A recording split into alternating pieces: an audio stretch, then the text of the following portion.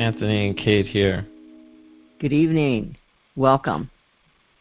This is All Things Esoteric. We're going to talk about Pen today. Of course, as always, Kate's going to tell us about the sky tonight. All right. Well, good evening, everyone. Thank you, Anthony. Good to be with you. You too, of course. All right. So today is 2/22/2022. Dun, dun, dun. It's a pretty fascinating day. A lot of people have been waiting for this. It does come every year.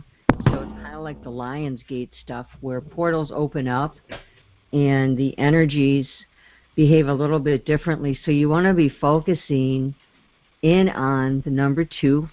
That is obviously the main number. And Anthony and I were just talking about this and kicking it around. And, of course, always good to look at the tarot for the main meetings. So look at all the 2 cards and all the numbers that reduce to 2.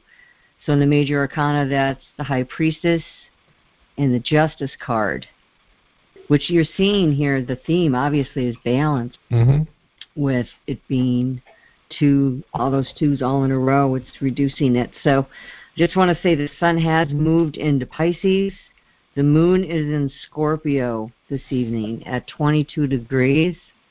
So whenever we have Scorpio moons, we know the moon spends 2.5 days usually in each sign. It's very quick moving. We're going to have an intense and almost a psychic emotional nature coming to the surface when the moon is in Scorpio.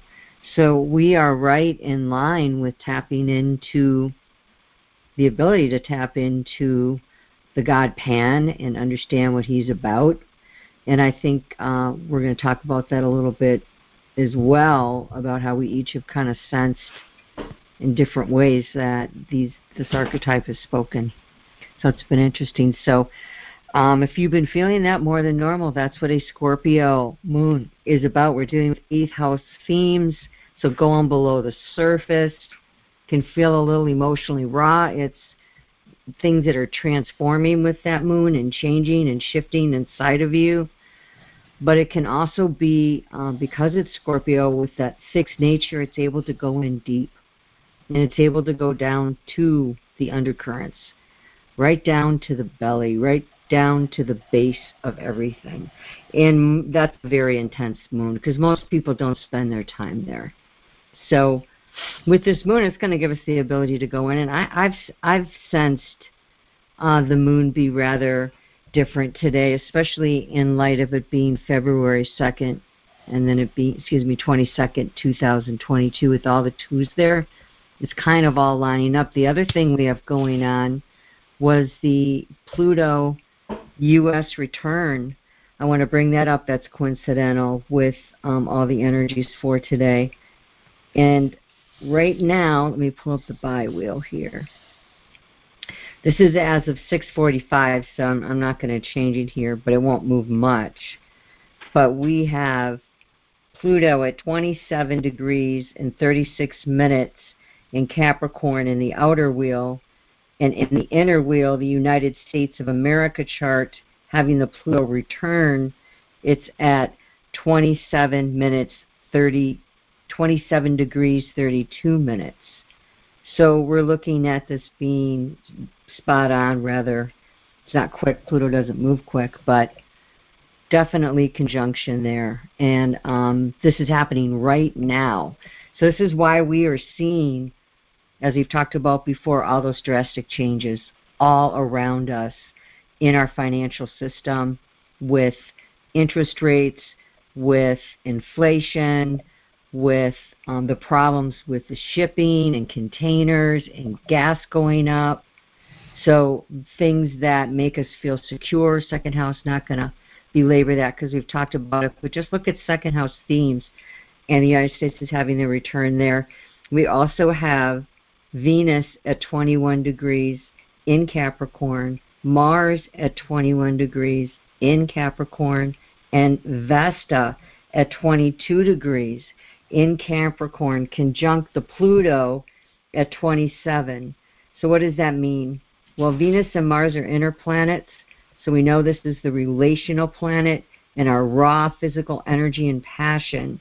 So we've got very infused in Capricorn the ability to really stay on something and to ground it, really. There's a lot of potential there, but it's not there yet. And Vesta is with Pluto there's a lot of transformation. With Vesta, and between all that, wanting to keep the home fires burning. We talked about Vesta when we were doing the asteroids, and we brought her in. So Vesta's trying to keep things burning and the embers going in the midst of it all. But with Pluto there, Vesta is 5 degrees away from Pluto and eventually going to catch up. And it could be that the fires go out. Now, this is the United States chart. Financial sector, things could really be changing drastically. And that is the word on the street. But I wanted to bring in February 22nd, the portal opening here, the number 2, the Pluto, the Scorpio moon, and the Pluto return in the United States chart. That's pretty much what everybody's talking about here this week. We also have the 2 events that took place lining right up with Pluto and Capricorn, changing things and getting the asteroids going with the equal rights for women in the women's soccer team, where they won that $24 million lawsuit for equal pay. This is just yet another sign of those asteroid goddesses stepping up, coming forth, pushing in the equality in the feminine expression. And then Ahmaud Arbery, who was murdered, African-American young man, was murdered by 2 got convicted, but 3 of them involved in the murder of him on the street, just in cold blood. They shot him because they thought he was doing something, and they killed him, and he was convicted. So they were convicted. There's a lot of changing in the way of being better for the people versus just the one. So that's all taking place. We have a lot of deep change going on.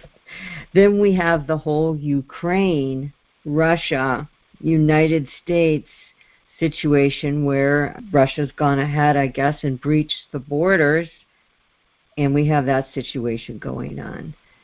So if you personally, guys, are feeling a little stressed out, you might want to consider the god Pan that we're about to go into, whose main theme, I think, is just to have a good time.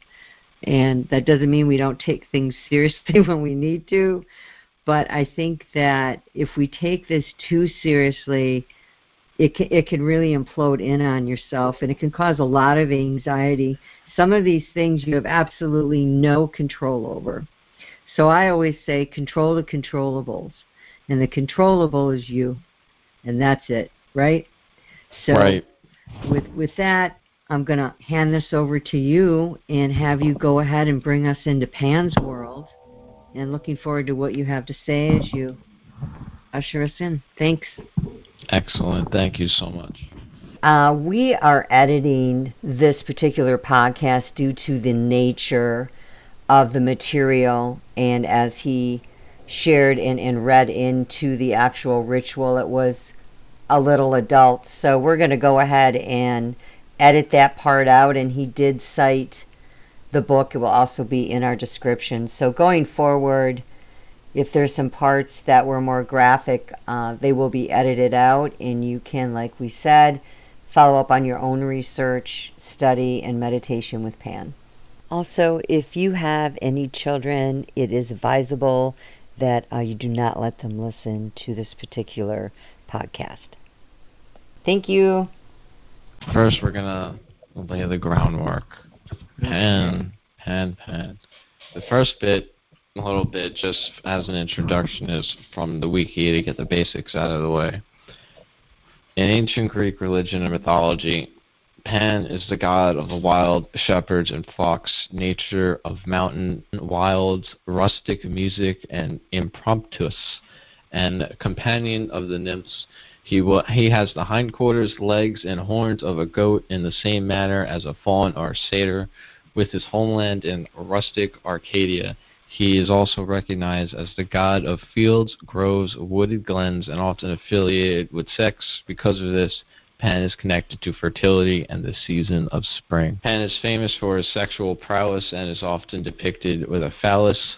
Diogenes of Sinope, speaking in jest, related a myth of Pan learning masturbation from his father Hermes, teaching the habit to shepherds. There was a legend that Pan seduced the moon goddess Selene, deceiving her with a sheep's fleece. Women who had sexual relations with several men were referred to as Pan girls. And also, being a rustic god, Pan was not worshipped in temples or other built edifices, but in natural settings, usually caves or grottos such as the one in the north slope of the Acropolis of Athens. These are often referred to as the Cave of Pan.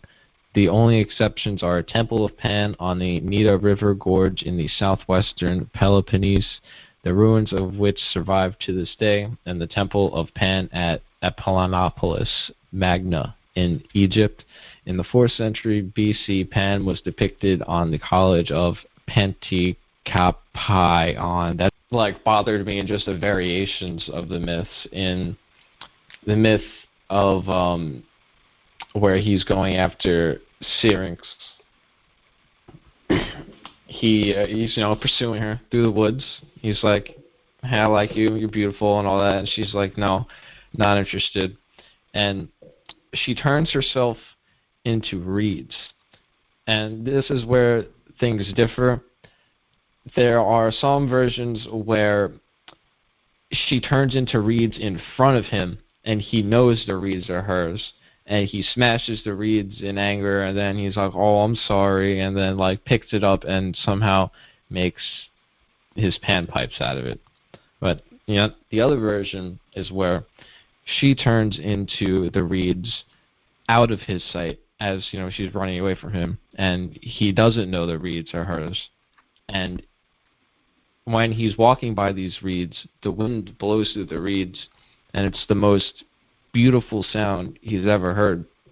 So he's like, "Of course I'm going to take these reeds and make pipes with them." And to me, that resonates with me a lot more, because it speaks to appreciation of form but it's more than sexual. It's a real devotion. It's a real appreciation of, hard to say exactly what, because it's such an irrational, ecstatic thing, but that's what Pan's about. Well, there's also another story that I have of how that went down.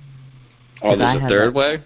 I have this story as well written down, and the story that I have is she was obviously out in the open, and he saw her, and he began to chase her, through the woods, and where the nymphs were in the water, and she asked the nymphs to please turn her into reeds, which they did. And then just as he was reaching to touch her smooth, soft, voluptuous skin, he went to reach for her, and just as he was grabbing her, she turned into reeds, and the wind blew through her, and he heard the beautiful sound, so he gathered her up, tied the looser ends together, and made his pan flute. Interesting. So that's the story I have of Circe. It's kind of... That's just an interesting question in mythology, I guess. What are we to do with these multiple versions? I guess we just go with whatever, you vibe with more, whatever you see as a truer representation. A book called The Book of the Horned One, A Gate of Pan Magic, by author, is a pseudonym Aion, Aion 131. And this is an excellent grimoire, much similar to the Temple of Hecate grimoire, where there are many, many different magical practices relating to Pan in this book. And, also, even if you're not going to do any of them, it is an excellent way to learn about his energy. What is Pan magic? The Pan magic tradition, as outlined in this book, is a modern revival of the earliest spirit traditions as practiced by prehistoric horned shamans. It is found written down in cave painting and carved megalithic shrines, and survives in stories of man-beast transformations, myths of spiritual human connections with animals and forests, in the wild revels, songs, dances, and festivals where the line between irrational and irrational is erased. So when you think of Pan, think of primal energy, right? So this should help begin to form the picture. And this is actually, in this book, is another quote from another author, Joseph Campbell, from The Way of the Animal Powers. Biologically, in what theologians call our animal nature, we are as deeply grounded as the animals themselves, moved and motivated from within by energies that have been generated, shaping and destroying creatures on Earth for hundreds of millions of years. The primal desire in that case was not meant to eat or be eaten, but to become two and then to procreate. And in this primal constellation of themes, first of unity, albeit unconscious, then of consciousness, of selfhood and immediate fear of extinction. Next, desire first for an other, then for union with that other. We have a set of elementary ideas that has been sounded and inflected, transposed, developed, and sounded again through all the mythologies of mankind through the ages. Again, it's that the primal, the animal energy. And then we have a good timeline for these horned gods since the very beginning, the origin of Pan.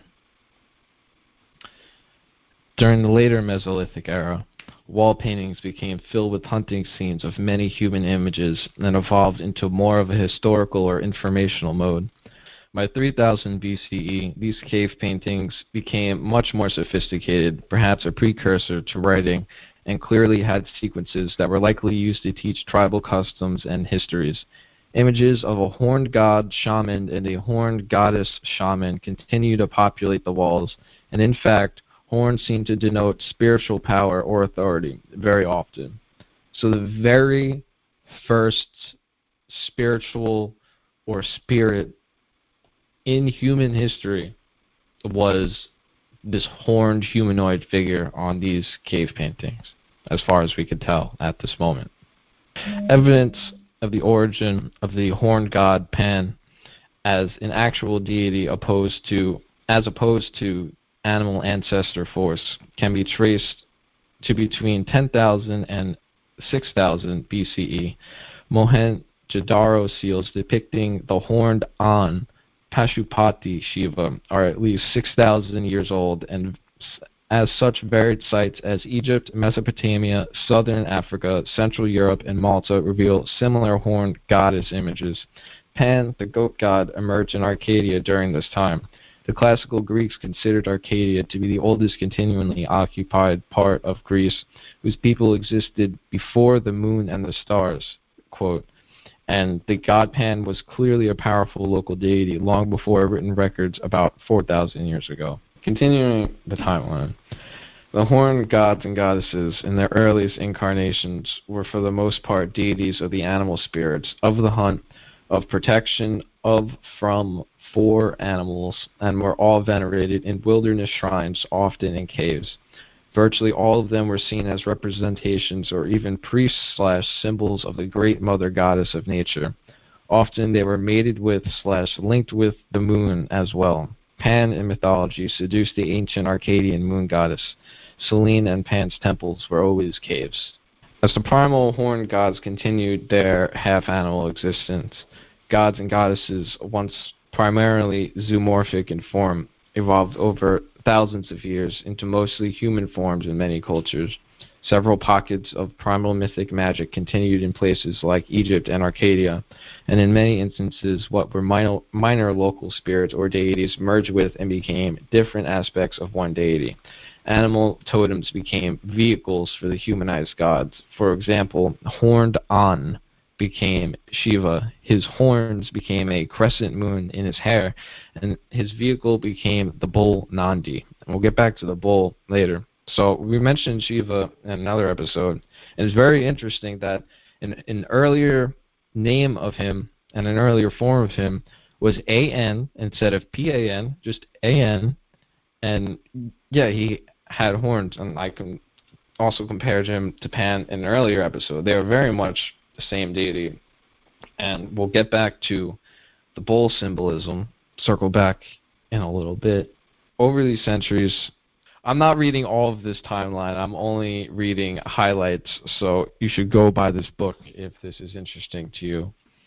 And what's the book again? The Book of the Horned One by Aion, A-I-O-N 131. It's a pseudonym. As the cult of Pan rebounded from the scourge of the Dark Ages in the Renaissance, as did all Greek learning and the study of the Hermetica, Kabbalah, and other occult sciences as well, it profoundly influenced the artists, thinkers, and inventors of this time, embedded in mythic intrusions. The curious and crucial form of Pan as Baphomet also appears. It is during this era that the image of Pan and that of the Christian devil really become connected, and the horns and tail on Satan become key components. Earlier devil images are far more reptilian and satyr-like, and we're going to circle back again to this, the Pan and the devil connection. Don't you worry. So, finally, to finish this highlight of this excellent timeline that you should all go read. In the realm of the occult, Pan has been a major fixation and powerful symbol of all in/as nature. In the Dark Ages, Pan and Green Man images adorned churches and castles. Beginning in the 1400s, images of Pan appear in magical, alchemical, and hermetic texts in Europe. The symbolism became a cornerstone of the Western occult tradition, and Elpheus reinvented the archetype in his very interesting depiction of Baphomet, thus reviving Pan magic as yet another deep strain of mysticism. The, quote, father of modern magic, I'm sure you'd like that, in quotes, in parentheses, Aleister Crowley, was fascinated and even obsessed with the god Pan. His hymn to Pan is one of his best poems, and as mentioned, he introduces his seminal book, Magick, with it. In his rituals and various writings, he both entices with the power and illumination to be gained from this archetype and warns others from meddling with Pan because of a pretty horrific ritual experience he had. In several places, he identifies Pan also as chaos, a crucial bit of information. The hymn to Pan was read at his funeral service. See, and this is what I mean by it's very important how you see the god. So if you associate a spirit with chaos more than anything else, your encounter with them is going to be chaotic. Well, intention is everything. We live right. in a universe where intention is everything. As a man thinks, so is he. The law of the mental plane, the mental universe. Right.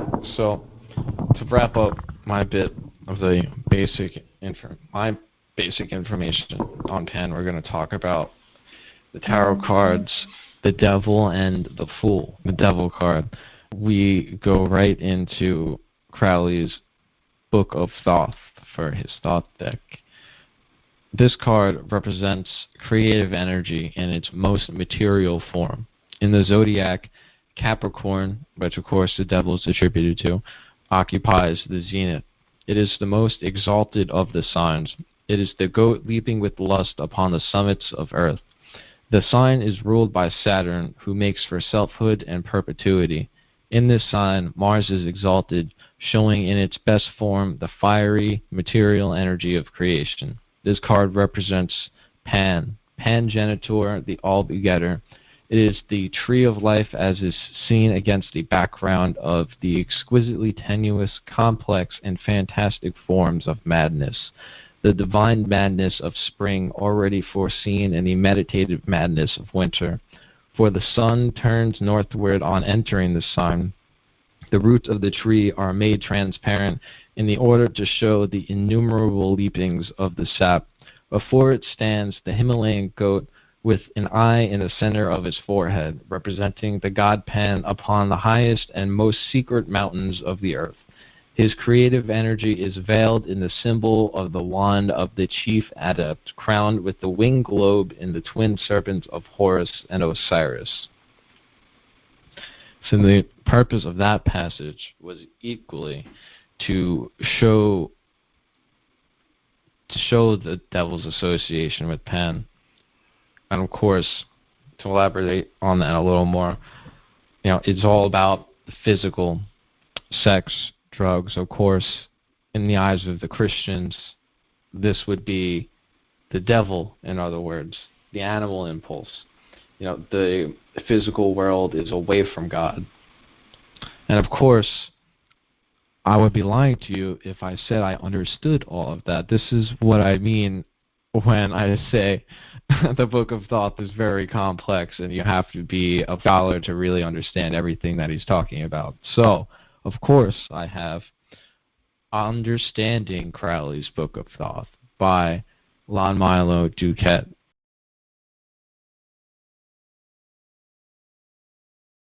And I love his attitude in this. It should be obvious that the devil is something other than the ultimate evil. That something is other than just what his full title proclaims. He is Lord of the gates of matter. That in itself can be pretty scary, especially if you've been convinced that earthly life is somehow an estrangement from God, and that all things on the material plane, including you and me, are inherently evil. Grow up.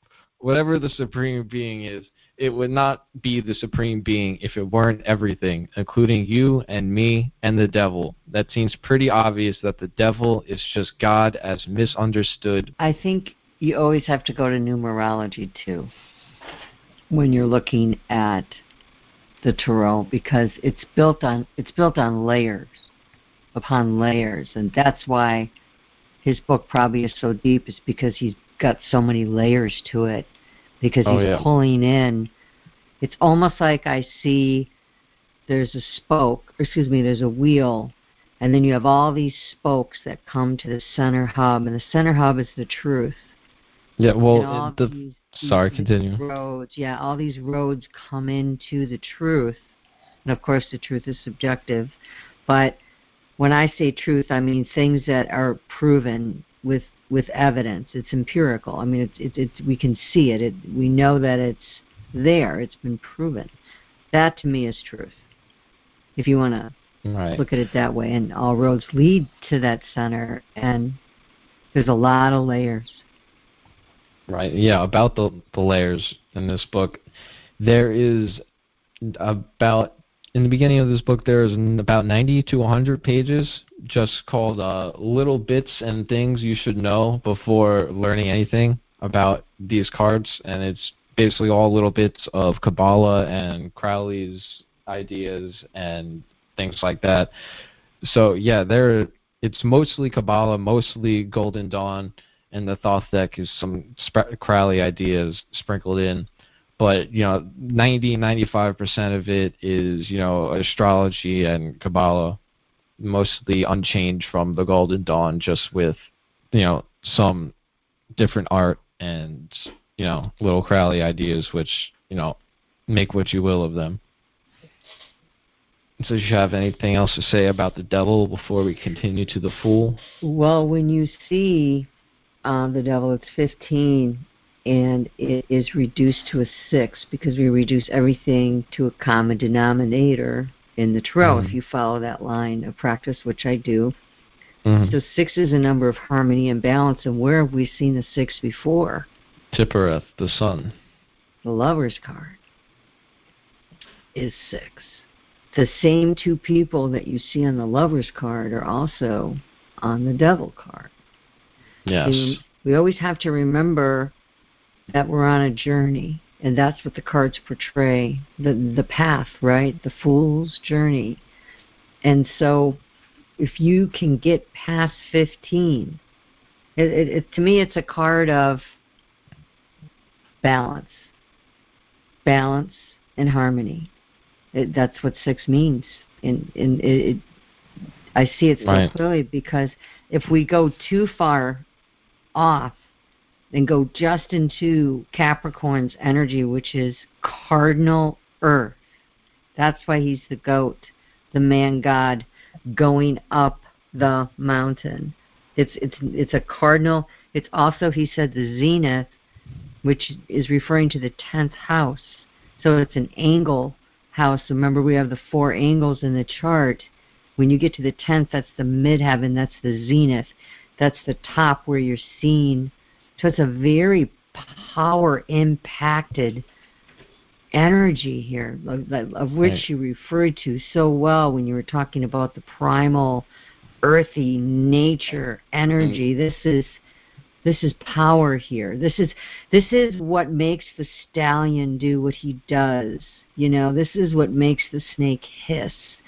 This is what makes the waves come into the shore. This is what causes the sun to rise. And saying this is that energy that is so basic and primordial. Yes, it was very interesting that 6 is the key. You know, balance. You know, it's just like Tippereth, one of its titles, is the Great Equilibrator. Maybe I'm misremembering that, but the point is, it's in the center of all these spheres, and it has more paths going to and from it than anything else. It is more able to transmute than any other sphere. You know, it's about transmuting energy. Mm-hmm. You know, and 6 comes right after that 5, and we all know about the 5s. Look at what you have to basically go through to get to 6. Look at the 5s. And that's what this is about. You've got some success here too. So it's actually a positive card. Because it's showing you that there's work to be done, but you've made progress. And, you know, 6 is compassionate energy, and is generosity, and this is where we also get Pan here, because he was that. I've dug into him, and boy, for hours, into different stories and myths and legends, and I watched some videos, and, you know, really spent some time, and he liked to party. He liked a good time. He was jovial, except when he yelled, which is where the panic came in, but I'm getting ahead of myself. But 6 is also the third eye chakra, which is where we can get totally intuitive and see. So this really has this vibe, too, of Scorpio Pluto to me, where in that if you get past the things that can chain you, you know, and really, it's all in the way you look at it too. Like what you know, that Scorpio Pluto vibe. You. I'm sorry, I was just gonna say you're totally right with the Scorpio Pluto vibe, because he is has very abyss qualities. I mean, that's where the panic comes from, which we'll get into in a little bit. Yeah. But Capricorn all the way is assigned to this card, and it is Earth energy, so it's very primal. And you want to look at the imagery on that card. It's the root chakra and the third eye. So right. You know, it's so interesting because he is the divine masculine in one sense, Chakma, and you know, even that's why even Baphomet makes sense, because while Chakma is the divine masculine, it is also androgynous, because you know, the one became basically, it hasn't split off into duality yet. Duality doesn't occur until the feminine is created, 3. So 2 has both genders in itself, but it's also masculine, but also Pan is very feminine, because it's all about embodiment, the physical. You know, the physical element is the feminine. It's Binah. It's Saturn. Saturn is ultimately feminine in that way too. So he's masculine, he's feminine, he's the abyss also, he's everything, you know. Pan, that's what it literally means. Pan is all now. That's exactly right. And you know, we're going about this in a roundabout way, but you had tied that into Christianity and the church. That's exactly true. I was demonized.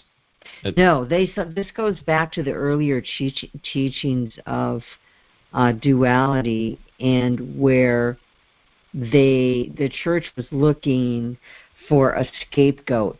And this is where we get the word scapegoat, because they really didn't have any good images of the devil. Oh, that's and perfect.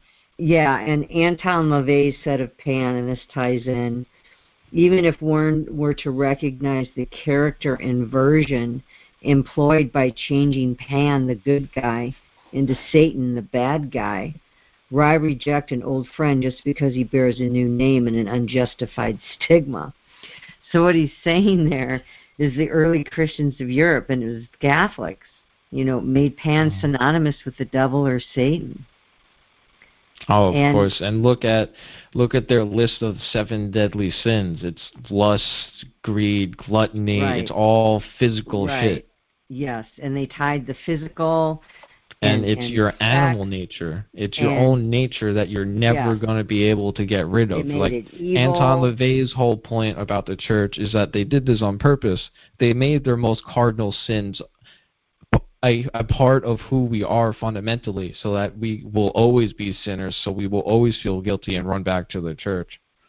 That was his main thesis about Christianity. Yeah. The 4th century theologians, we're not going to go into all this, but they also turned Pan into Satan through Baphomet and deliberately turned the nature pagan god Pan into lust-filled, horny, perverted, filthy, dirty, and an evil form called the devil. And a quote by George Luck, somebody that I was reading in regards to the early Christians bastardizing all of a lot. It wasn't just Pan. It was other deities, other everything things that's not them. Right. It's the bigotry of Chesed, Jupiter. Well, and we know it was matriarchy, and we know it was for control, and we know it was also political in nature because it was a whole different time, which is what I open with in a minute. I'm going to talk about that backdrop. But George Luck said this: the combination of horned gods, one Celtic, Coronis, one classical, Pan, produced a very powerful deity around which the pagani rallied. Indeed, so powerful was this god that the Christian priest cast him as the prototype of the devil. Excellent. So, yeah, 4th century theologians, they didn't have an image.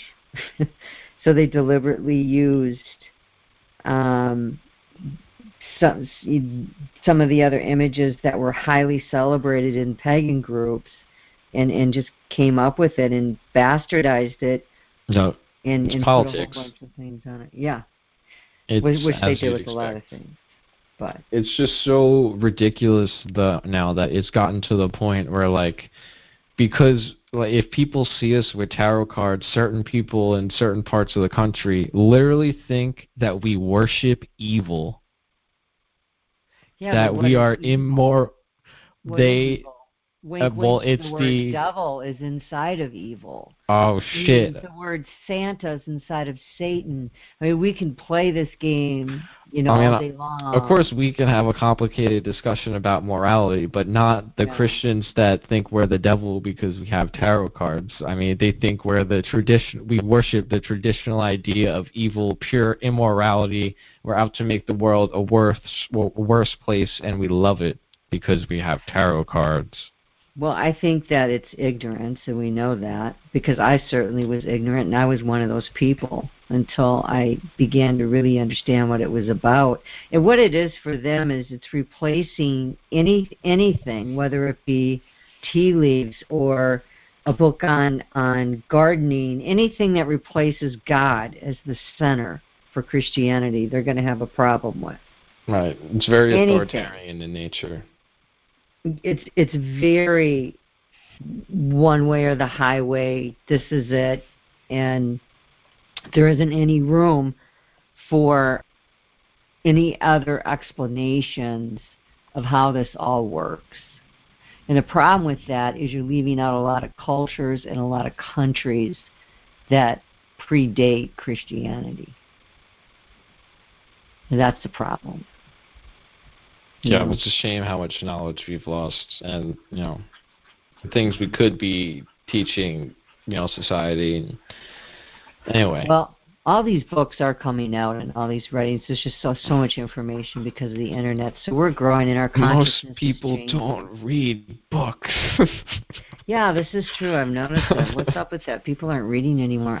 Well, you know what? I'll just go and scoop up all the bookstores and sit in there and read the rest of my life. I love books, so people don't want to go to them. I'm certainly going to go to them. Maybe they'll have No, big I used clearance to up. I used to hate reading just because, you know, when I was young and in school, like they would force me to read and they would force me to read shit I didn't want to do. So of course, like I'm gonna hate it, and you know that is very, you know, pan. You know, I just want to, you know, the stubborn goat. I want to do what I want to do, and I don't want to do what you're trying to fucking make me do. But I got to a point where I had just had the burning desire to know certain things. I mean, the only way to know certain things is to open some books. Yep. Well, and even if you don't want to actually hold the book, you can read online. So. Right, but Yeah, I mean, what you're gonna read online, like especially with, well, this is mostly about esoteric, occult, magical things. You're only gonna find the surface level online. You're only gonna find general concepts. You're only gonna find maybe a paragraph or two on any given concept, you know, that we've been talking about, and not really much deeper. With this area specifically, you really have to get into the books. Yes, I would agree. I have 4 or 5 books just on tarot, and if not more, every week. Right, yeah, the knowledge in that is nothing compared to, you know, tarotreaders.com. Here's a list of, you know, one-word sentences of what all the cards mean. Well, I think there's a lot to be said about just being in your practice with your craft, whatever it is that you're drawn to, and spending time with it. It's possible to know nothing about the cards and just go on intuition. Absolutely, because they're just full and loaded of symbology. But you were going to... I mean, that's only if you have a really good intuition, though. Before you do that, let me pull up really quick. I wanted to mention this. The other cards that are associated Capricorn really quick here. Okay. Because it really gives a flavor and an idea of the kind of things that they were pulling. By the way, Jesus Christ was a Capricorn. So there's something that's all tied into that, too, with...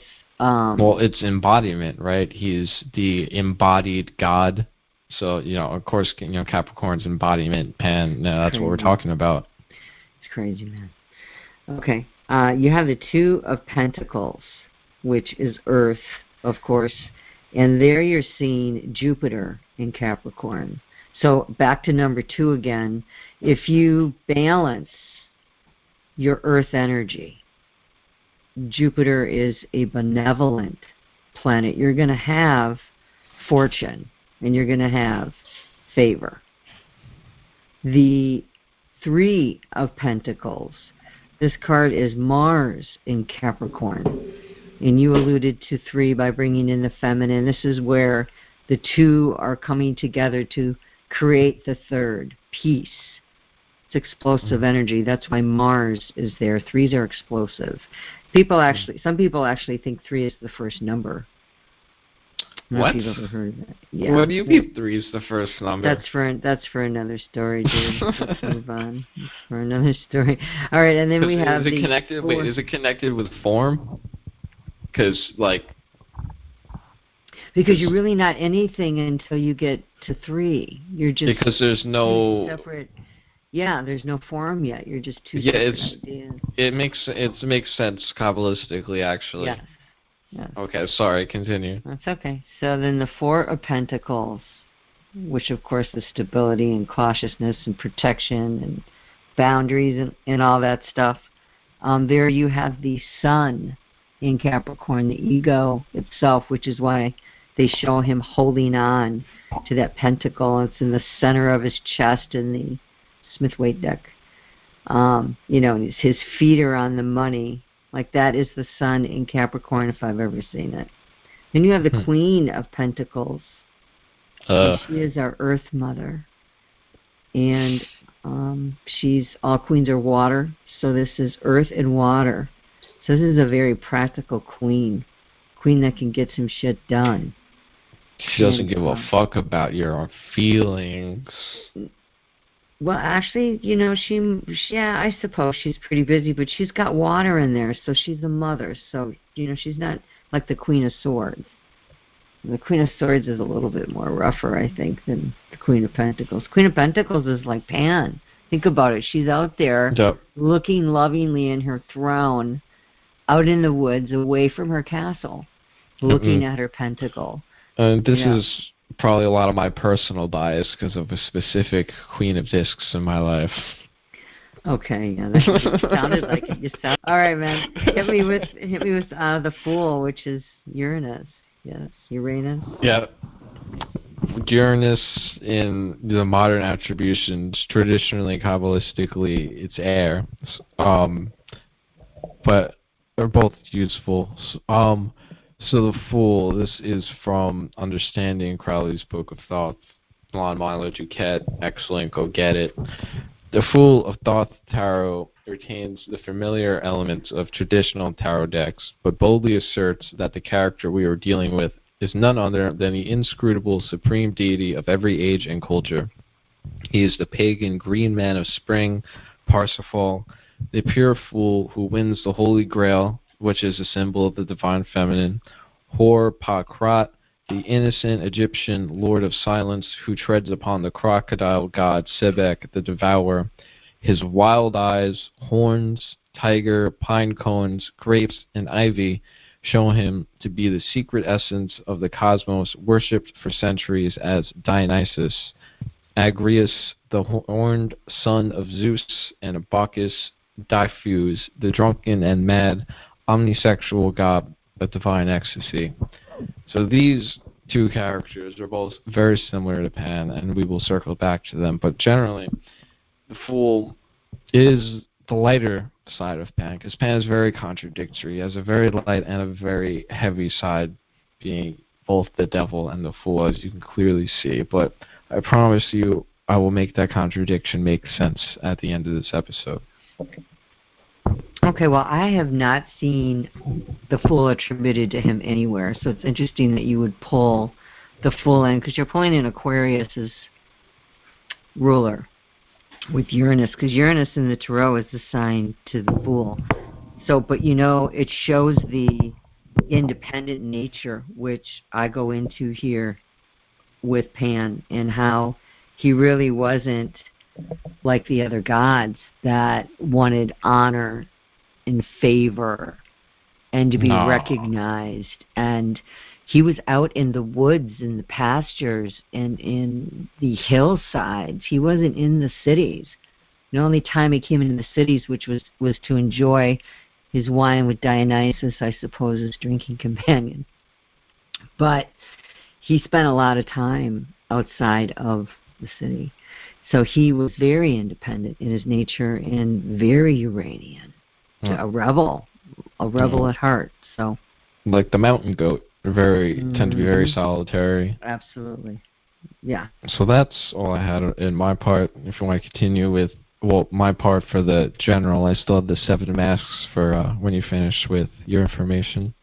Right on. Well, thank you for all that information. I appreciate it. I definitely have a better understanding of Pan from your perspective. And I did want to open with something I wrote as I was thinking about the gods and the goddesses and the ancient world. And I said, I think we should remember to always consider set and setting and time frame when we are discussing the ancient world and mythology and these gods and Greece. Yes. And, I say this because if one looks at mythology, you're going to find a lot of sex and a lot of intercourse.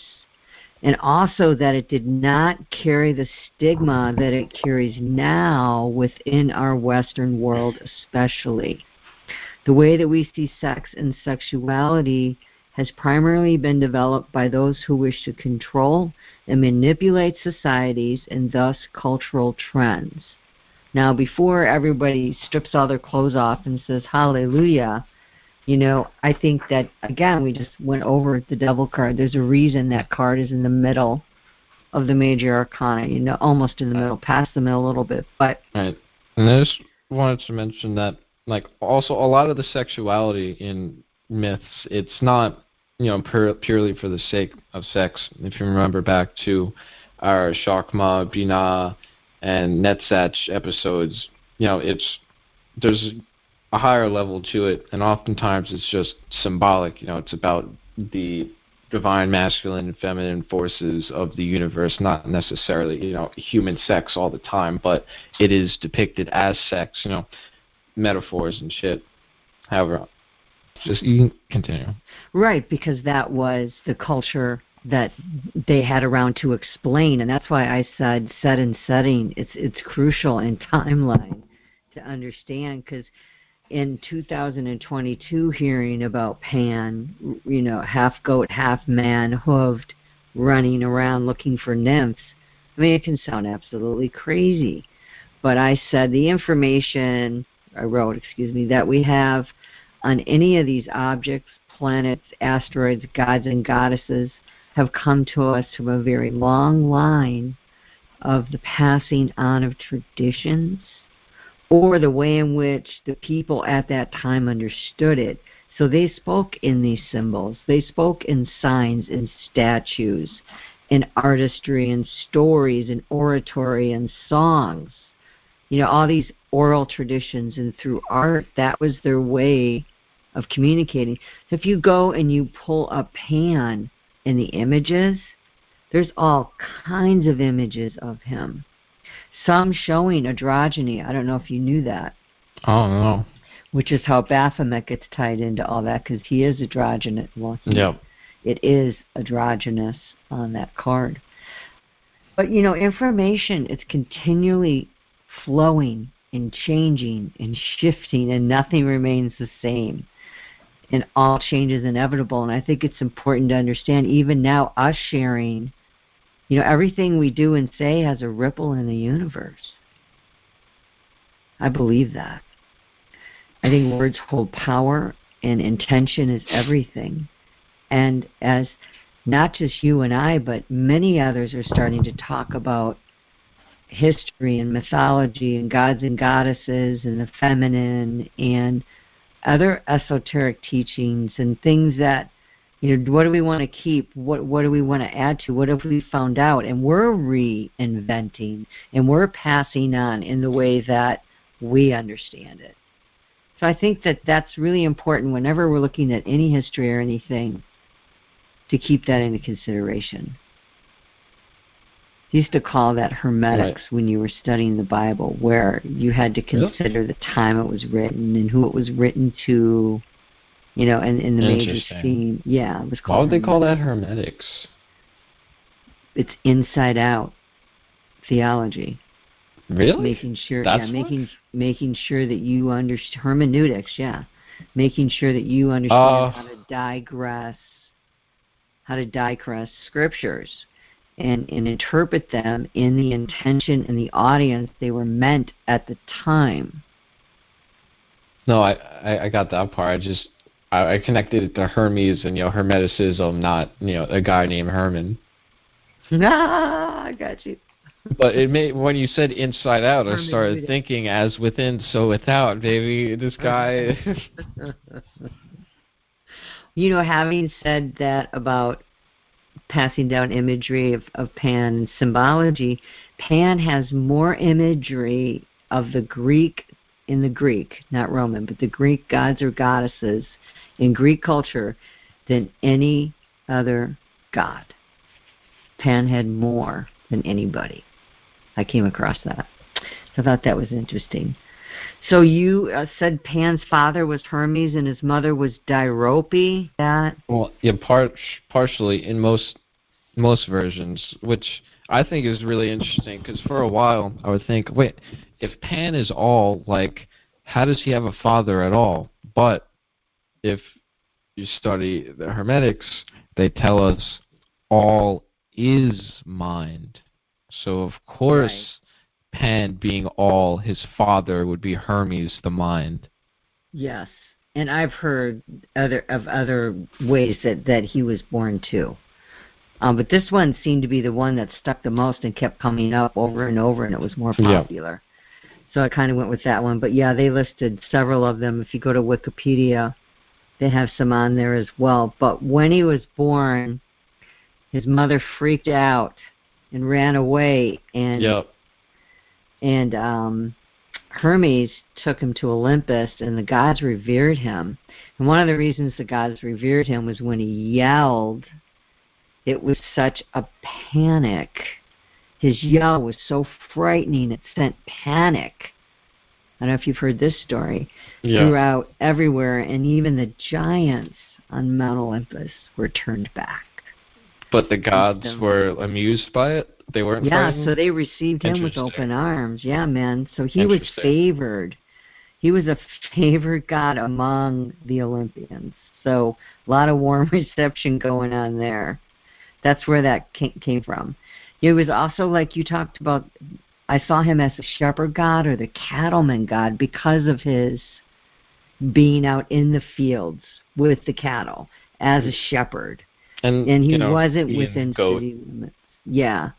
He wasn't within city limits, but on the outskirts, on the roads and the pastures, the hills, and the caves. Came across that as well. People often reported seeing him on the outskirts or like in deep wilderness. He was said to be from Arcadia, which you alluded to, and that was, you talked about it being an older city or something. Before the moon and the stars. I'm pretty sure that quote's from Plato, or maybe another ancient Greek philosopher. Well, my study of it led me down the road where he was born on the outskirts of civilization. So that was one of the reasons why he is a scattered god, so to speak. Well, it makes sense if he's half animal, half man. He would be born in between the wilderness and the city. Right. And the grottos, you mentioned the caves, they called them grottos. There were places where worship and rituals will be held, and they would hold these rituals. They weren't all sexual orgies. Some of them were, partners would go, oh, and by the way, he was androgynous. I ran across this. There wasn't, like, everybody was having sex with everybody. I'm actually going to get a little bit into androgyny when I get into his masks in a little bit. Some of them are feminine. So they would come and they would copulate, partners would copulate, and, they wouldn't sacrifice to him. They would leave wine and sweet cakes. So this was very, very popular.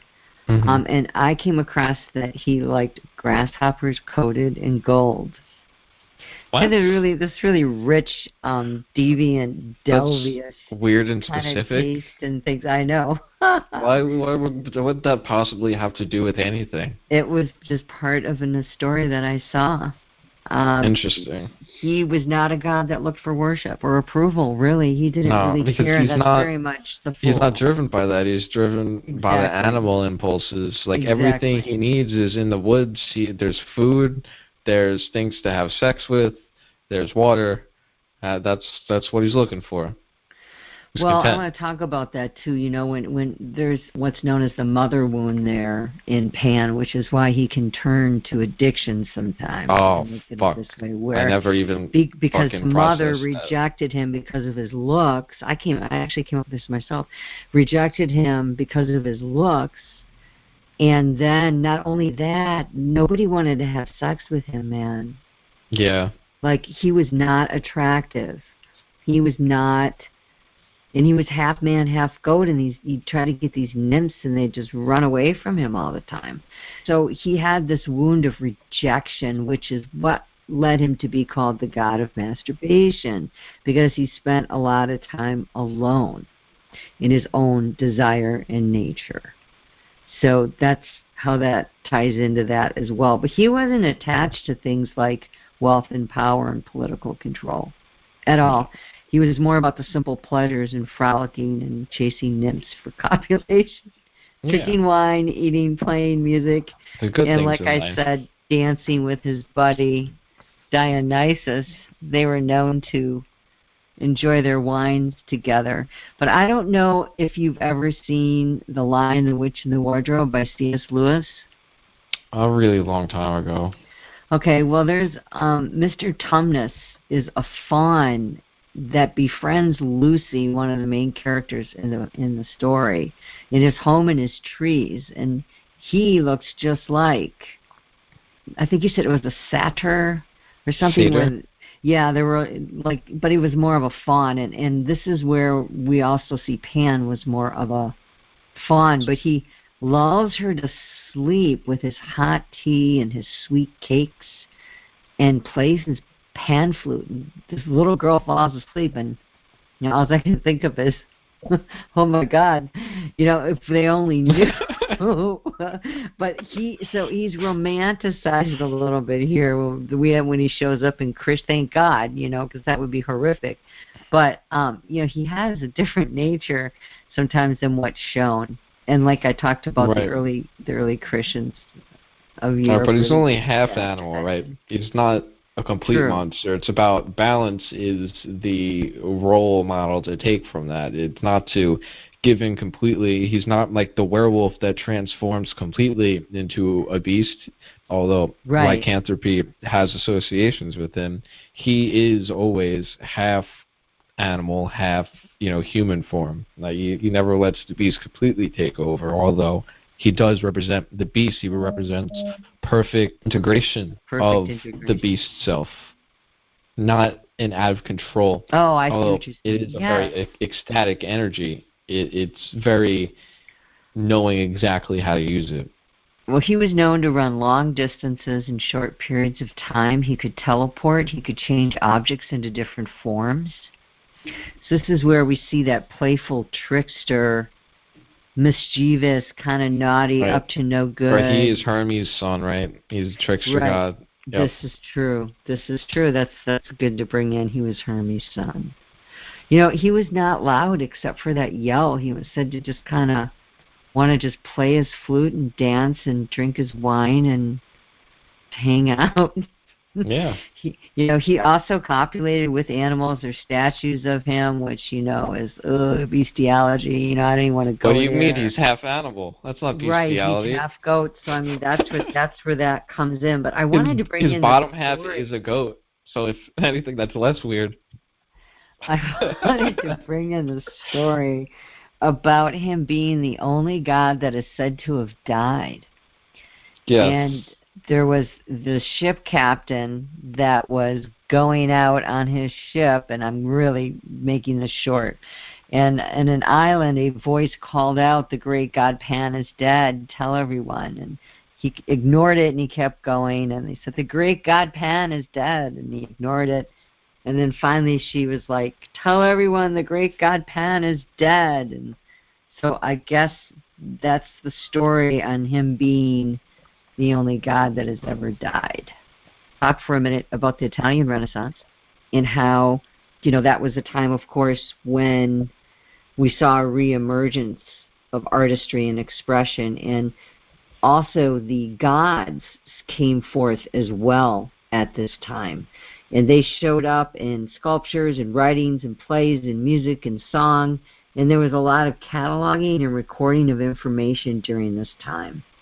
So, in essence, they were reborn into society through various forms of expression. Right. And that's because these people, they revered the ancient Greeks and the Romans. They were, even then, they were considered the classical cultures. They were the height of civilization before the Dark Ages, and, the Renaissance is just, coming out of the Dark Ages. That's their, city on a hill to look to was the classical Greek and Roman civilizations. And they had more of an attitude of seeing Pan in the etymology of like a panoramic view, or panning the area, which meant everything, or the all. So there's a pictograph that was made as a way to communicate to the Christian god about Pan that came out at this time as well, and his spiritual significance. And what they did is they saw Pan like this. They saw his great horned nature god as more like an earth god. Again, the whole earth, something that includes all. So his horns are like antennas that connected him to God, and his hoof feet connected him to earth. And when he played his flute, it played to the various spheres of the heavens. So it's like this romanticizing and whimsical nature that came into Pan, especially in the late 1700s to 1800s. I came across some poetry from Robert Frost and Oscar Wilde John Keats, Arthur that's probably McCartney, Williams Wordsworth. So, go ahead. That's probably around the same time Peter Pan was written, right? Probably. The Great God Pan, the horror and fantasy novella by Welsh writer Arthur McCartney. You know, things like this started coming out where we saw him first really, really romanticized, and then we saw other expressions of him.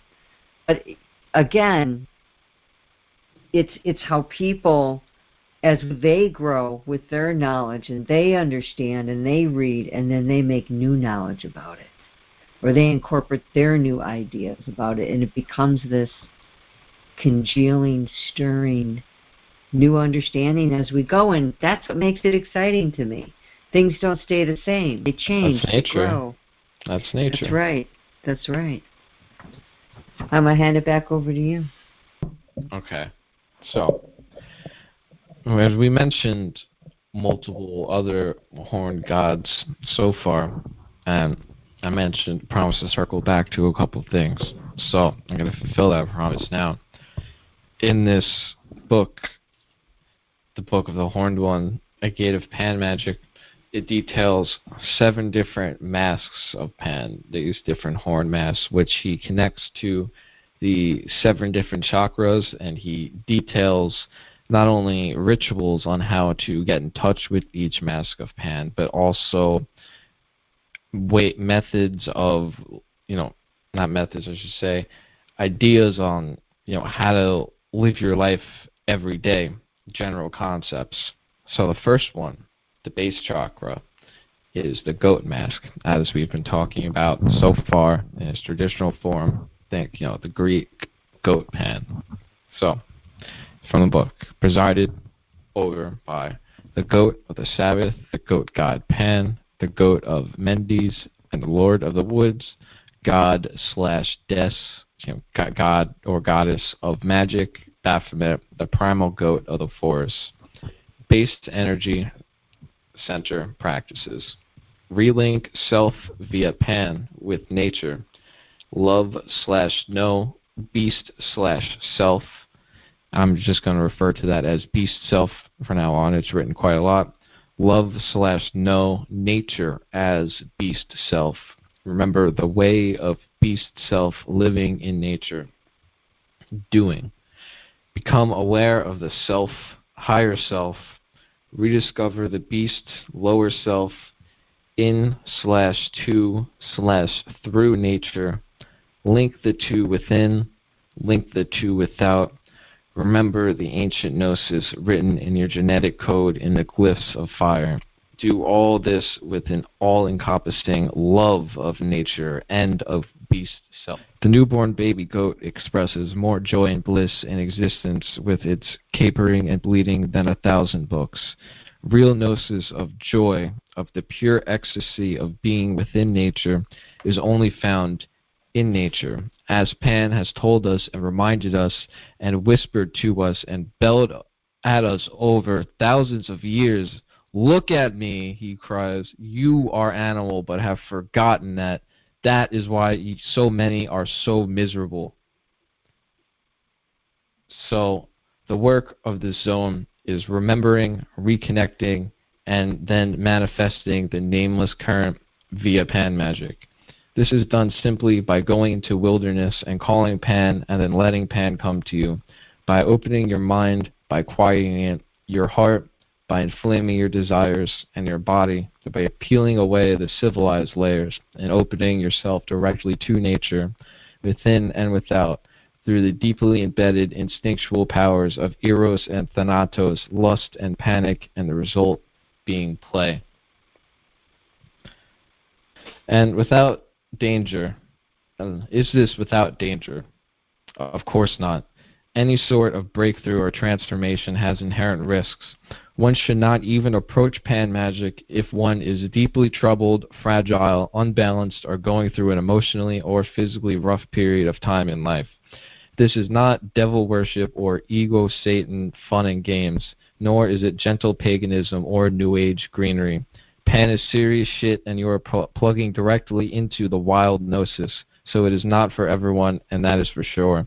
It has just about done me in at times, but has always been worth the ride.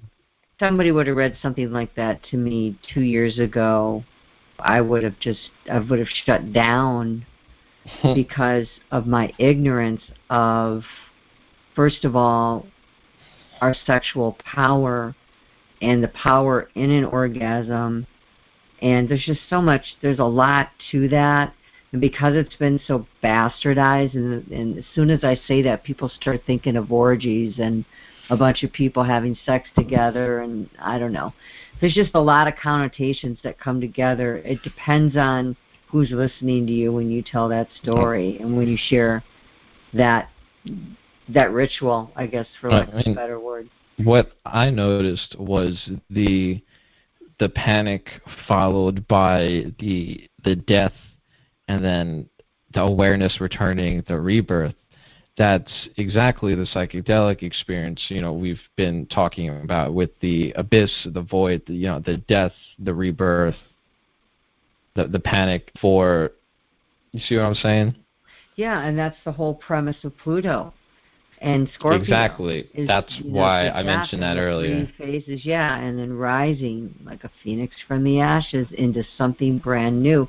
For so long, we have had a quote-unquote Christian nation, and I'm all for Jesus consciousness. I'm not, for me personally, yelling against the Christ. That's not what this is about. But we've not really had an understanding of darkness and light, and good and quote-unquote evil. And there's just a lot to be said to that, because... Maybe I'll read the warning from the very beginning of this book. Great Pan is not to be trifled with, and Pan magic and the nameless current deal with the primal roots of the unconscious mind, the abyss. Tread with care and with the forethought and awareness.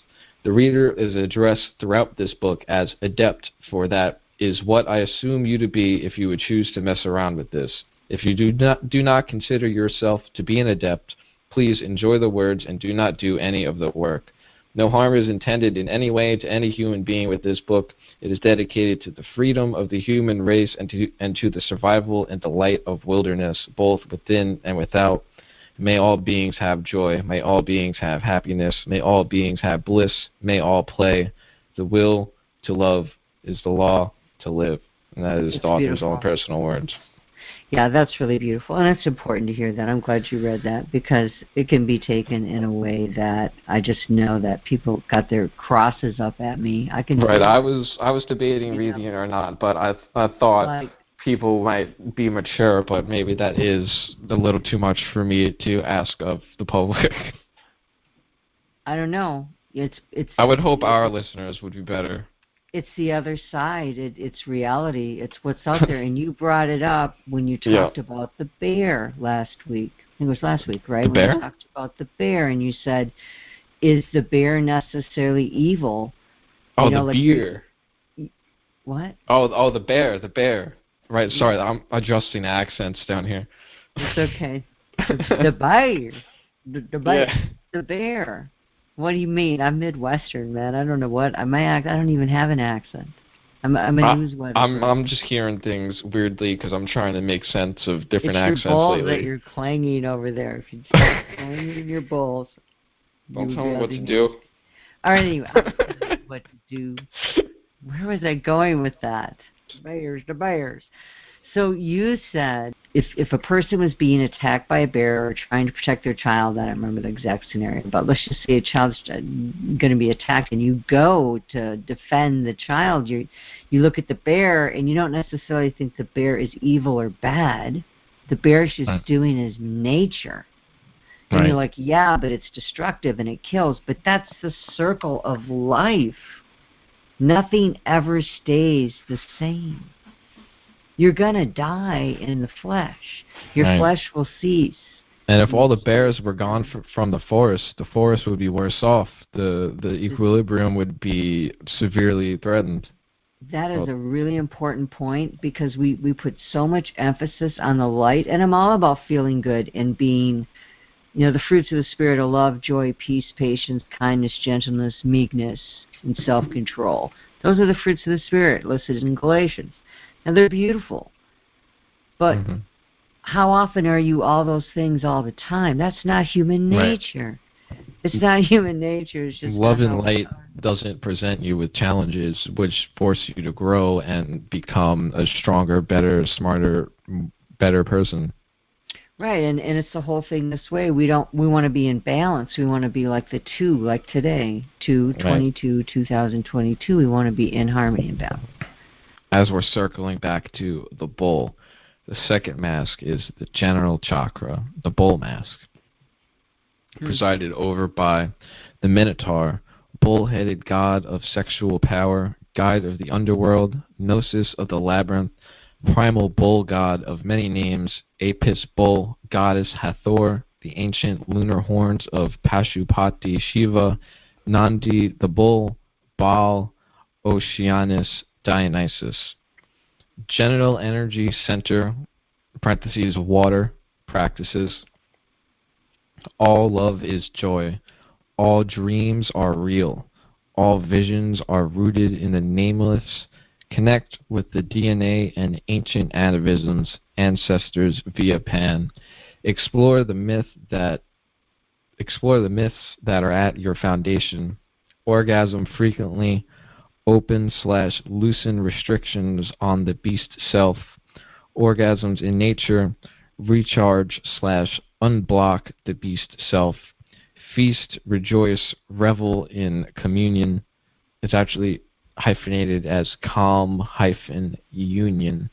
Mate, know, dream, explore deeply. Doing. Unlock the psyche. Become more attuned and open to your dreams, visions, inner voice. Connect with your genetic code. Explore the labyrinth of the unconscious.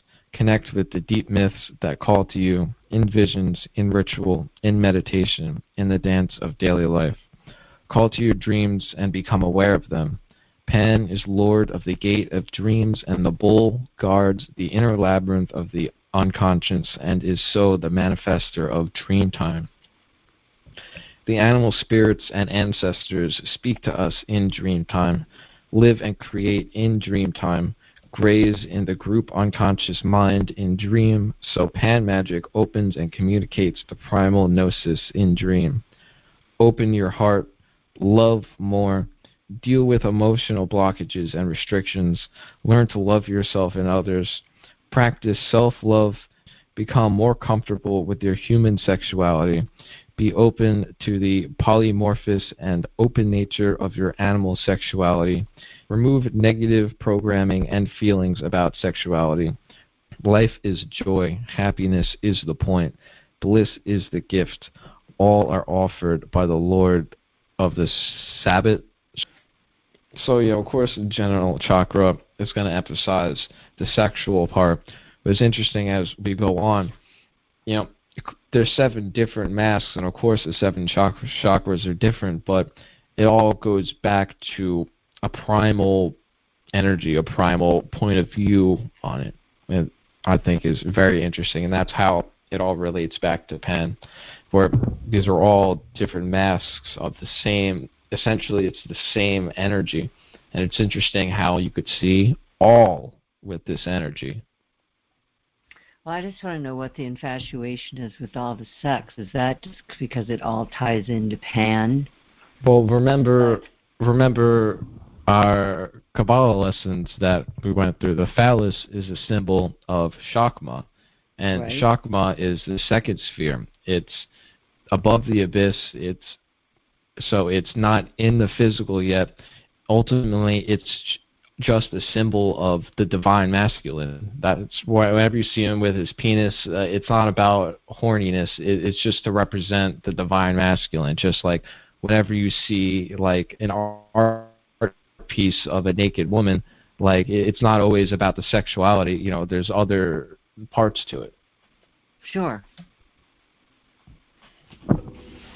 Well, but of and course, the masculine in this case, is young, and it's not because it's male, it's because the expression of energy is outward, which is tied to the cardinal first house right. of Aries, pushing outward through the ground, the seed, and then the erection pushes outward, and the obelisks, like the one in D.C. and the one in the Vatican, there's another one somewhere else. They're nothing more than man's erections. Right, and it's about that initial outburst of energy. It's the second sphere, and it sounds like you're starting to see how the Fool it comes into place with this, because you just said it's a young type of energy because it's so outgoing. I don't think I said young, but okay. You just said it. You're the younger and immature type of energy. I said young or yang. Oh, young. But it is young too, and you know. Yeah, because the Fool is pretty outgoing. He puts himself everywhere. He's just starting out on his journey. That is exactly true. He's young. Exactly. I think of him as the Page almost, that kind of age. But go ahead. Perfect. So continuing with the Bull. And this is very perfect. Okay. We associate the Bull with sexuality because of its raw power and fertility, but also because the Bull is the glyph of the moon. And here we have a great ancient mystery. In some of the oldest mythologies, and a few still remaining today, the god is the moon, and the goddess is the sun. This was true in most ancient Mesopotamian cults, and is true today in India, where Shiva, upon his vehicle, the bull, wears the moon crowned as the vestigial horns. Pan originated in the prehistory of Arcady, whose inhabitants were called people of the moon, and we could go on. This connection of the horned deity being lunar extends into very deep prehistory and the link between the bull, or the Auroch, and this is scribed on the walls of the caves. Add to this that caves everywhere, Greece, Central America, India, etc., are considered both holy shrines to the horned god. Pan shrines were often caves like his shrine at the Acropolis, as well as being considered gateways to the underworld, and we have an even deeper connection. For the realm of sexuality is the realm of the DNA code, and so is also the realm of death. It is in the post-orgasmic state that one most closely approximates death, and both Eros and Thanatos are the key triggers of every initiation. Thus, we have the image of the Minotaur and the Labyrinth, which encodes a very deep pan-magic mystery indeed. It is only by entering the mother, nature, death, the womb, that the human being, the hero, can attain the mysteries of pan-magic in the form of the bull god. The Greeks, of course, twisted this sacred ritual into a slaying myth, but Gnosos shows us that much earlier Minoans had the truth of this gnosis, in that the hero often danced with the bull god, not killed him. Well, and remember last week with the bull, you have to have the bull face you, which is the fallopian tubes tied to the mother, tied to Hecate.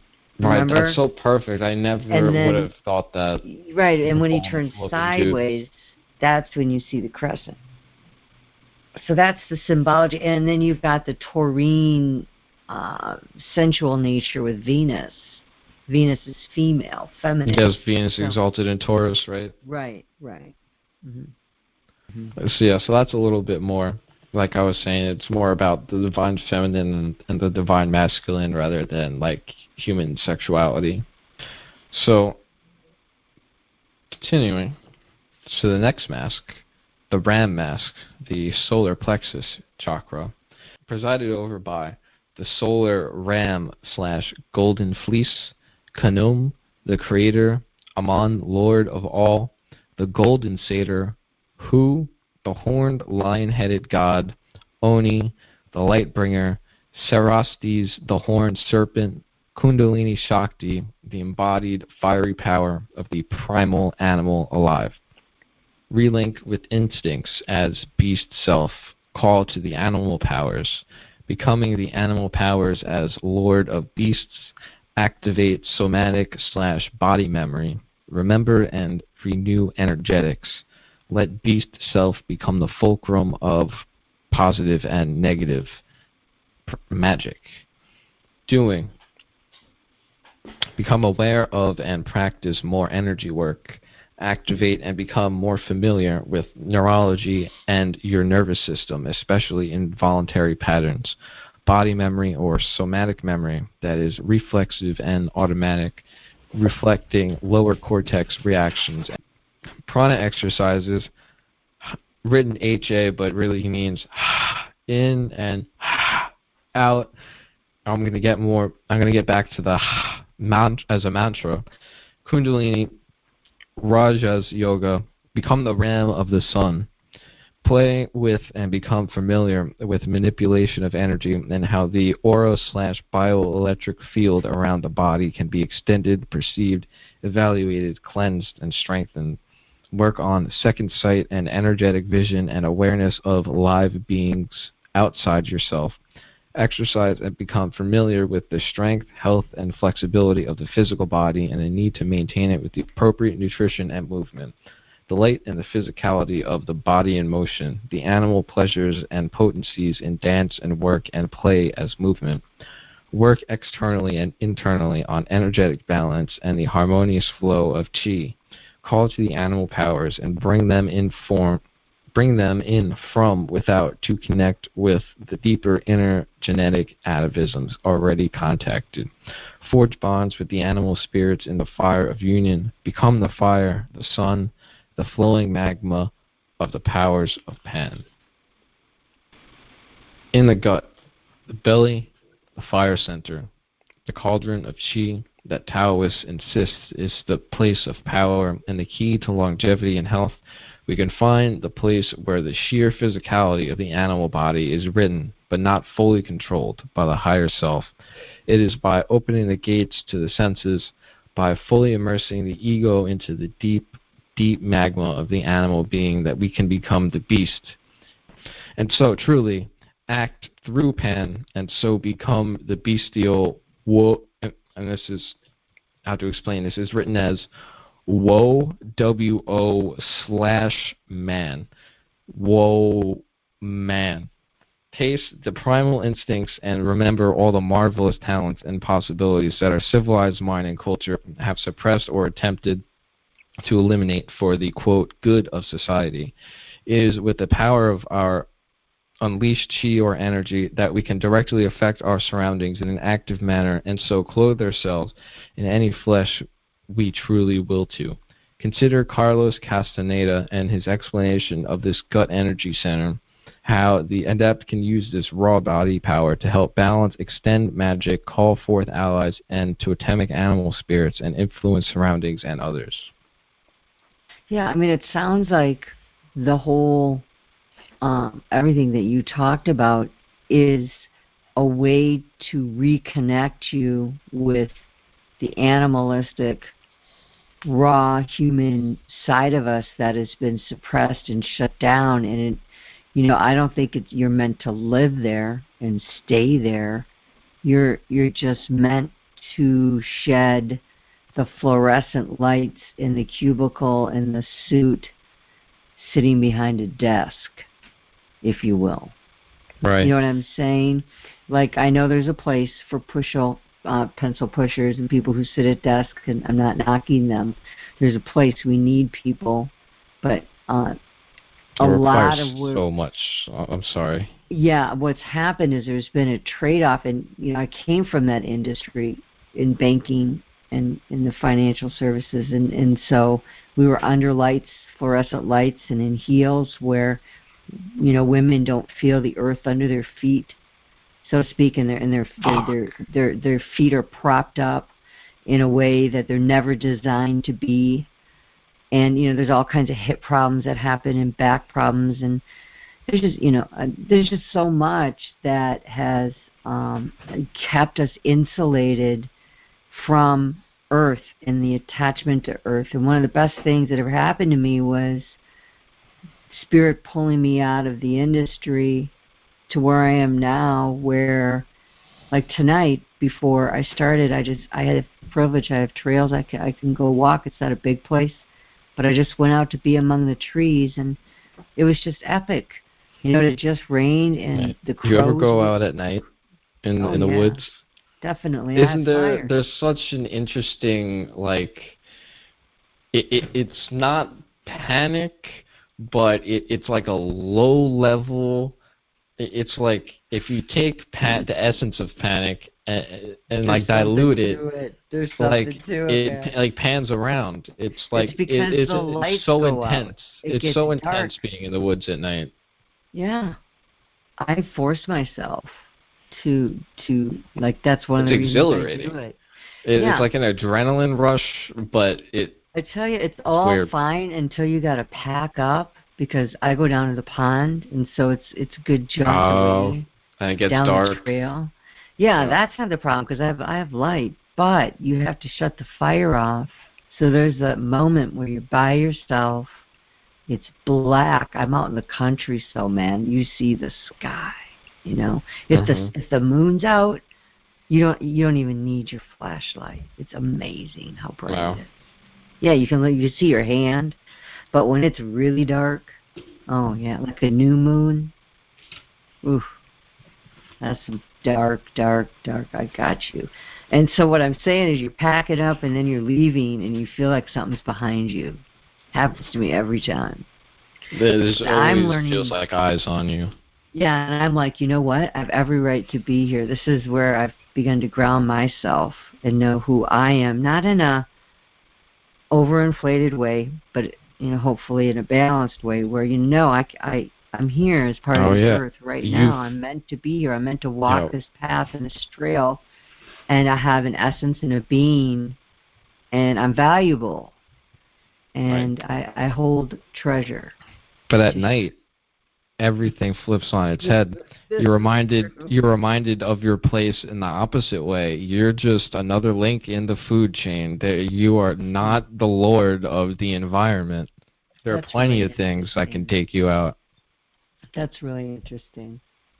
Yeah, I force myself to be out there at night. But if I have a fire I can kind of see, I'll just stay by the fire.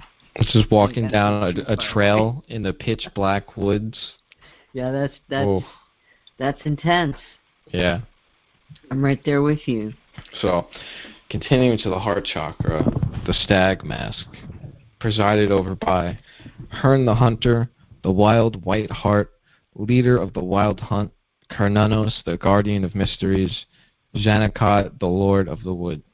Heart energy center, air, practices, love nature, love all, balance all, love beast, self, and others as reflections of self, accept love from others and self, fully accept and fully release all emotions, no judgments, no false morals, balance love and will, from the center of balance, beast/self-love/will, open the gate, become all of time/space, energy/matter, become nameless, attain vitriol, the 2 equals 0, the play of all into one into none, the alchemical truth of nameless aeonics.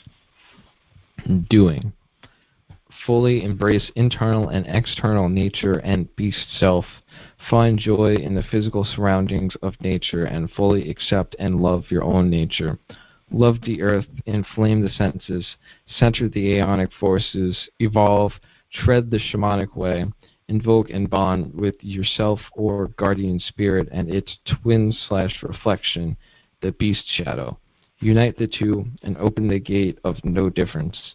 Center the internal and external expression of your way or will through a variety of meditations and means. Connect with the whole human race, the species consciousness, and fully love on a wider sense the species you belong to, your tribe. Reaffirm positive emotional relationships. Remove or separate from tired, negative, and destructive emotional relationships and tape loops. Love yourself fully. Love others fully. Recognize and embrace all times and all places, all gods and goddesses as reflections of beast self. Separate love from intellectual restrictions. Remove guilt on all conscious and unconscious levels. Accept all aspects of life and emotions as a part of your all nature. Chap, anything to say about that before I move on? Okay. Powerful. I think that it's beautiful. Okay. Yes. Absolutely. It's absolutely beautiful. And I think that is what's happening. It's all timely that you would share that, because I think, I don't know if you've seen an uprise in just the expression amongst people of, look, I'm going to start putting boundaries up. That word has really become a buzzword, sacred boundaries. A lot of people are changing their relationships. And so learning to love self is really important. And again, that's a whole nother area where we've really not been taught that the right way, I don't think. It's hard to have a good relationship with yourself sometimes. And that's what this one is all about. And it's when you got to work on your heart chakra. And I appreciate this because it is a way to see all of the universe in the light of Pan. Because for me specifically, it's hard for me to integrate and make sense of and have a good relationship of the energies of Jupiter and the Sun because of Christianity, more or less.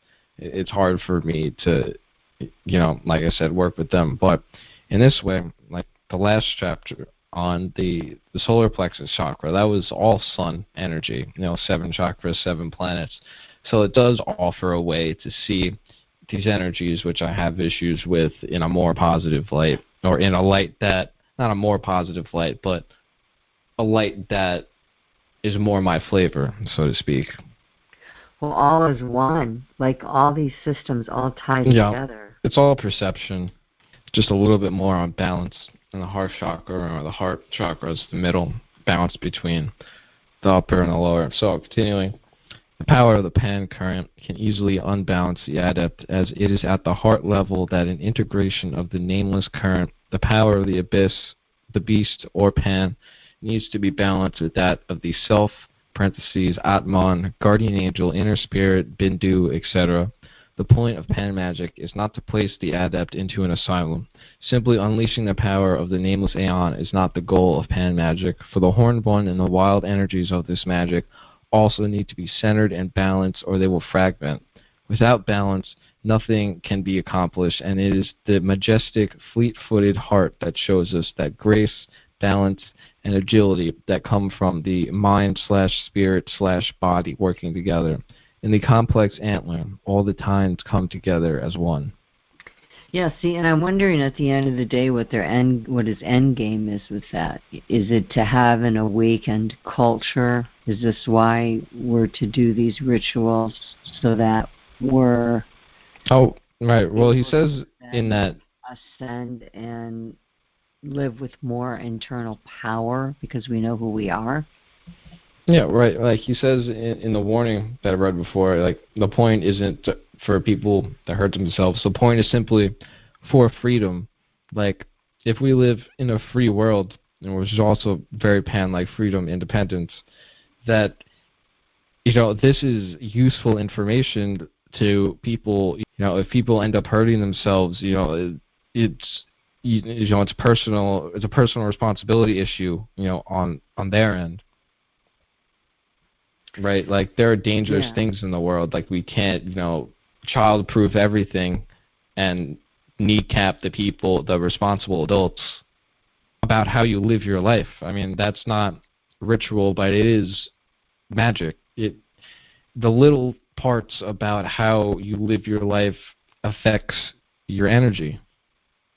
So it's really important to understand that if somebody, he alluded to this, their mind is in a fragile place, or in a place that could be compromised, or in a place of you're ill, just your body isn't strong. I mean, and I think I'm talking to, people have been going through some stuff out there. I mean, there's a lot of good stuff going on too, of course there is, but people have been going through it with everything that's been going on in our own culture. Oh, yeah. And you could say that with, any kind of magic. I mean, there are many grimoires with warnings in the beginning of them. Important. We need to talk about it, I think, is that people need to go into things with a really sober mind, like you gave the warning on purpose. That needs to be taken seriously.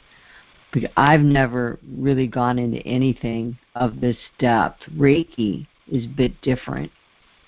There's symbols, though, and there is magic in Reiki. There's no doubt about it. I've seen it. I've seen it with my own eyes and felt it with my own spirit and seen people transform. And I've been transformed under Reiki. When I was attuned, my master teacher was in Australia when she did an attunement for me. So I felt it all the way from Australia. It was quite profound and powerful. So I know that there's definitely, when we go into a place of intent with this, which is where what you're reading from, there is some serious intent there. This person's wanting to connect to the wild, and that is definitely Pan. And let me just say this too, when you were saying that, all I could think of was mountain climbers and these men and women who climb mountains, right? Huh. It's very Panish because it's a panicking mountain situation. Yeah, it's panicking. You ever see a mountain goat? Oh, yeah. You see people climbing. These guys are free climbers and things like this. And that's very Panish. So Pan shows up in a variety of ways. So many ways. Oh, yeah. I just wanted to mention. Many ways. That's why we're going over his 7 masks. Yeah. And his many other names within each mask.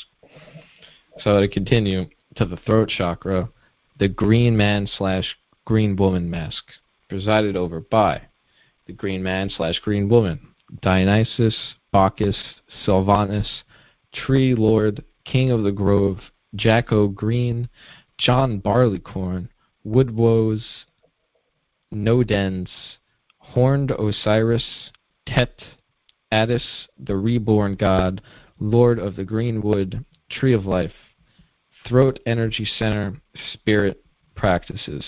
Remember to be silent, be still, be open, in nature, awake / asleep, be all, be one, be no thing. Doing. The green beings do not utter words or sounds as do animals, so be the tree. Meditate every day in nature as much as possible. Silence. Buddha received enlightenment under a tree for a reason. Hike, roam, and prowl in utter silence, being the animal you are in nature. This is called walking meditation by some, stalking Pan by others. Night is an excellent time to do this in the woods. Listen to the forest, the wind, the earth, the waters, accept the teachings. Open yourself to nature. Lay, sit, dance, have sex, eat naked in the wilderness, in silence. Sleep in nature. Receive dreams without interference or restriction from wires and walls and such. Walk barefoot as much as possible, naked as much as possible, with open heart, mind, body as much as possible. Be utterly silent for a time every day. Stop talking every day. Listen. Be aware more clearly of what you of what you do say and how you say it, and the power of every word uttered. And that makes me think of the Fool again. So. Yeah, very naive at times. Just this innocent energy of play is the best way I can put it. Well, it's innocent, but at the same time, it's not so innocent, actually. I want to circle back to that at the end. We'll circle back to everything. What are you saying? Are you saying bad intention? I'm going to make his contradictions make sense. As I promised, we would circle back to as a mantra. So an exploration of the Pan Bija vibration. The Bija mantra is a non-word vibration of the nameless current is uttered not as phenomena, i.e. not pronounced, but as the first exhalation of new life, the last exhalation of death, the release of orgasm. Is the sub-vocalization of the beast focusing non-awareness as awareness It is the first expression of self within the primate. It is the non-word that precedes the first word of the creation of the universe. It is in Kabbalah equated with the star and the fool, He and Aleph. The star is the window, gate. The fool is the pan-current, the spirit of the nameless Aion. This is uttered in the pre-language history of our non-verbal ancestors. It expresses the stellar gnosis origins of the pan-current as well as that of the self, guardian spirit/star who invokes it. As it says in Liber Oz, every man and every woman is a star. As such, it is 5 He plus 1 Aleph, the senses/elements unified, 6 equals 6. The adept who utters his/her word, Val, the original shaman adept, now called the Hierophant. Thus, the stang of the horned one with the star in the center, the horns of Pan with the crown open between them, the horns of Baphomet with the torch between, the gate open and aware beyond beast and self. Aum, or Aum, is the creation, as is the pre-creation. Aum Ha appears both in the book of Gate and also at the end of the book of the Law, as in the summation of the whole Gnosis as well. So basically, I wanted to mention that middle to last part, just to show people how fucking complicated this shit gets. I mean, I didn't understand all that. I mean, that's a lot of fucking Kabbalah and symbology and a lot of shit. So I just want to show people the depths, just maybe someone will get inspired to dig into that shit. I didn't want to just omit it just because I didn't understand it. I mean, it's still pretty interesting. And that last part, when he talks about the book of the gate, in this book, the book of the horned one, is actually a piece of channeled writing from the author of Pan through the author. And of course, channeled writing, I mean, you gotta do with it what you will. I mean, you can only trust it as much as you trust the author. And I mean, if you don't know the author, I mean, it's an interesting read, but I mean, obviously you can't just believe these are the words of the god Pan, but at the very least, this guy knows a lot about Pan and can express his energy, whether it is actually Pan or not. I mean, I guess read it and find out. Go buy his book and get it on Amazon. So the third eye chakra, On, manifesting as primal Pan, On, which is the primal Shiva, most ancient god of shamans. Third eye energy center, practices. Awake in nature as all. Become conscious in nature as all. Remember all in nature as Pan. Doing. Your will with love, fully accessing your DNA in whatever way is appropriate. Owning your own unique DNA code, transcending it by tapping into what is beyond through that gate. And I should mention, he goes on into this book about connections between Pan and DNA, and you'll have to buy the book to know what that's about. Becoming beast self as a star in the arching cosmos of nature. Transcending ego and beast self to access the ultimate Atman, Buddhi, eye of Shiva, dissolution in the eye of all. Eo on I and O, the seed and the eye on, the spirit of the nameless. Fun and laughter, very important. Pure laughter is a sadhana of the crown zone, but fun in all its manifestation falls into Pan practices of Pan yoga, and laughter is almost always appropriate. Strive to have fun in everything you do, even in the bleakest hour. Make it fun. Black humor is Pan humor, for until the end of physical existence, the horned one has the capacity to show you something numinous in almost every grim situation. The ability to find the sprout of humor in an otherwise bleak wasteland is the voice of no difference. No matter what, you have the option of laughing, letting go in the face of darkness, of opening up instead of withdrawing or curling up in sorrow or pain. Why? The laughter of Pan cries, why not? I think that a lot of the energy with Pan is going back, the word primal, we've said it, but to this initial energy before all the bullshit got piled on. Right. It's Christ saying, this is really going to ruffle some feathers, but I believe it's the Master saying, unless you become a child, you will not see the kingdom. The kingdom isn't like some castle far away on a hill. It's within you, first of all. The kingdom is already within you. And he said that as well. But it's getting back to the basics. This is why, I could totally see a ritual where, let me just say, if I were a man, that's different. Masculine energy is way different than feminine. I've got so much feminine.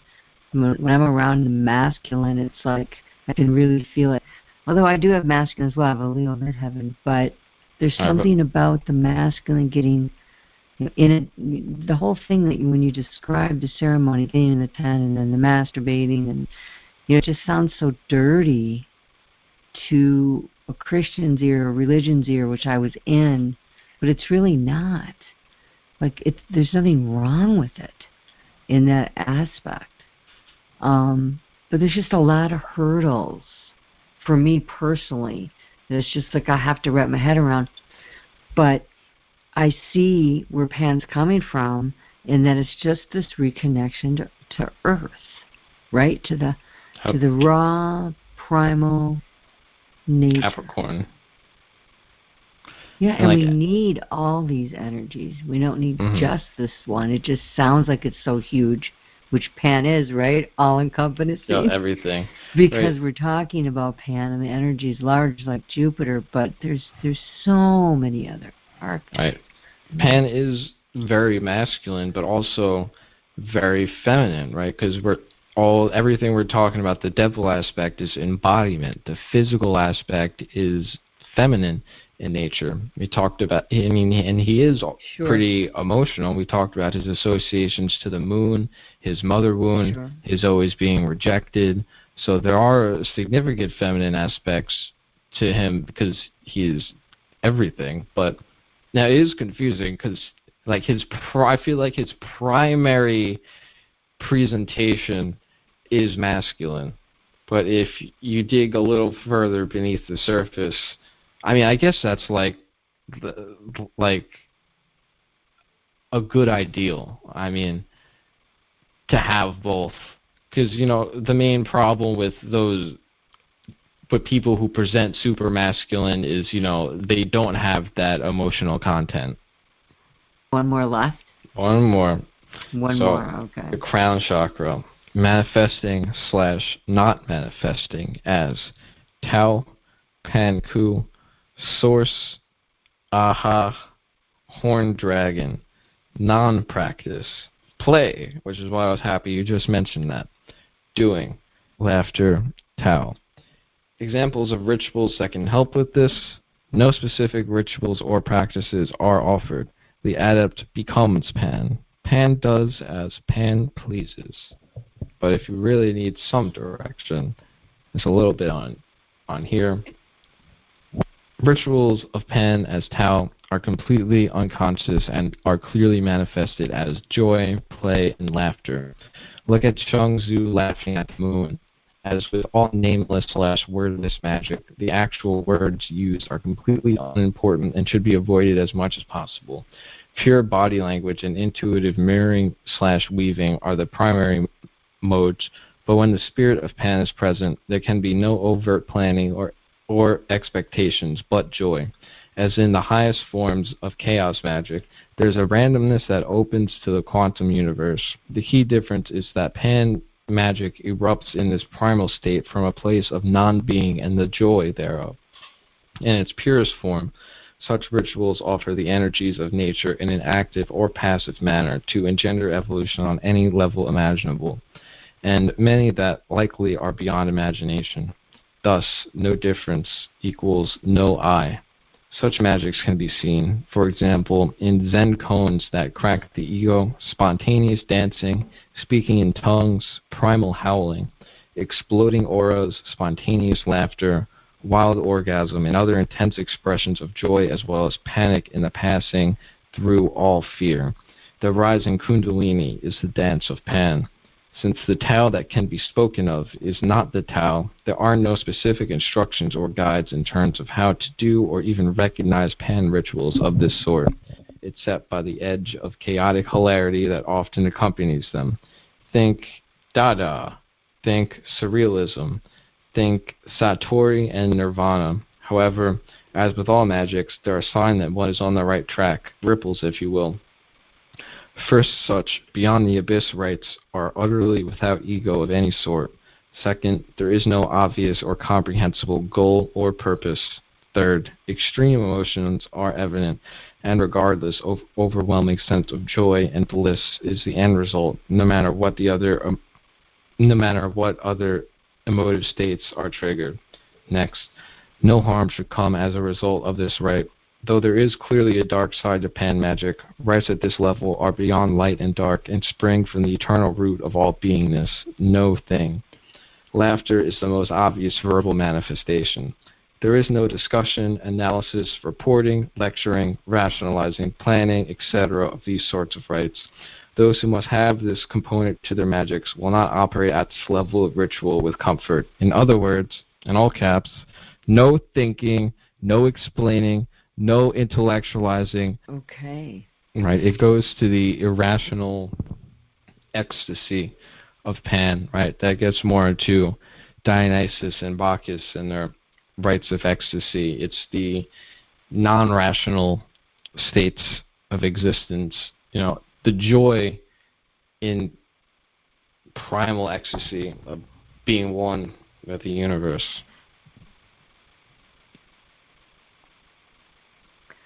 So why do you think that, besides what I kind of talked about, cocooning ourselves from the earth and the understanding of it, how do you think this happened where our culture's gotten to a place where to even talk about these kinds of things? Yeah, well, people think you've backslidden. Well, we've beat Christianity to death.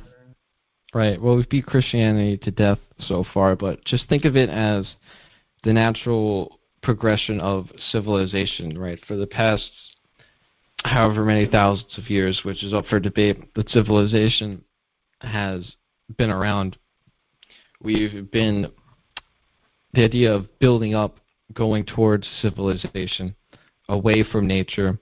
The idea of, our modern science, our buildings to shield us from nature, our, medicines to, fight against death.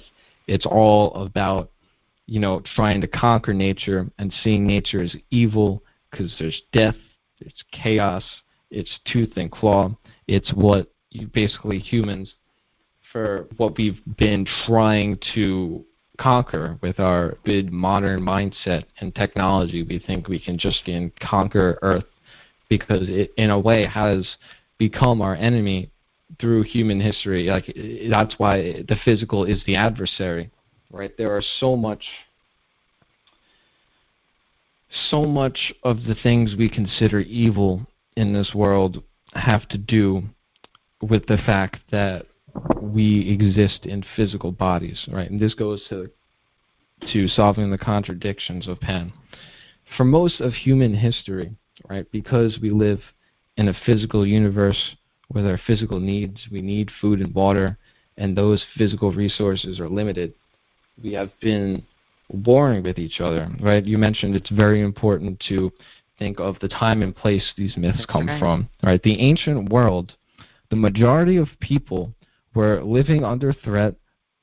I don't know about majority, a good portion, maybe a majority of people were living under threat of an invading army. And we think about, invading armies, all the time when we discuss history. No. What this means is that at any given moment, every man you know, including yourself, will be murdered in the worst of ways, tortured worse than you can imagine. The women and children will be raped and enslaved if they're lucky they get to live. Literally the worst things you could imagine were a real threat to a good portion of the people who have ever lived, especially the people from which these myths come from. And that goes to the panic. But what do you do if death is around the corner, you go to these irrational states of ecstasy. You go towards the sex, you go towards whatever makes you feel good, because you have to live for the moment, because the next moment might be the worst moment and your last moment. Yeah, that's really good. I want to read something when you're done that totally ties into what you just said. I am done. Oh, are you? Let me read this really quick. I know this is a long podcast, but this is out of Greek mythology and religion, and I don't know who it's by. It just says Editions Hatelii,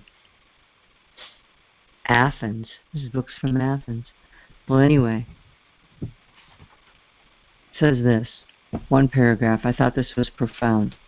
The myths were the first creations of the human mind, and they were formed out of a profound need to provide an allegorical explanation for all the phenomena of life. The awe man felt when faced by the uncontrollable forces of nature, his metaphysical anxieties, his awareness both of his weakness and of his uniqueness, and even the moral rules on which he based his own life and his communication with other human beings.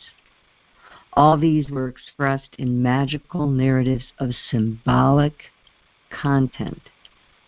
Taken as a whole, these mythical traditions make up what we call mythology, in which we see reflected man's original feelings towards the way in which life manifested itself. In addition, the myths also provide us with a clear picture of the individualities of each people, of their mental composition, of the arenas into which their mental quests carried them, of their achievements, and of their course through history. So I think I read that because I think it's important to remember that there's more to our history than the United States of America. Like, the myths were myths, right? But these ancient worlds existed, and we have evidence in architecture and in writings and statues and art, and the mind was more in the, like you were saying, the mind was in a different place. Right. We're fairly unique in that way, because, well, it's not so unique anymore, but most civilizations have some kind of tie to their ancient past. I forget who it was. Yeah, I think it was in Plato, when he was writing, some Greek philosopher guy. When he went to Egypt, an Egyptian elder was talking to him, and he said, all your people are young in the mind because you don't have any teachings passed down from the ancient past. Oh, yeah. And when I heard it like that, it's like, wow, of course, like, no one is really more than, 80 years mature. Imagine if there was some way to build off of, walk on the shoulders of your ancestors. I mean, we have to listen to what the ancients were teaching. This is exactly true, because they were very much a part of their lives. I mean, we just went through the goddesses, the four main ones, that really showed a lot about how they were interwoven into culture. And we know this because there were whole cults that followed Pan. Right, and he has always popped up throughout history. Again and again, there's always revivals.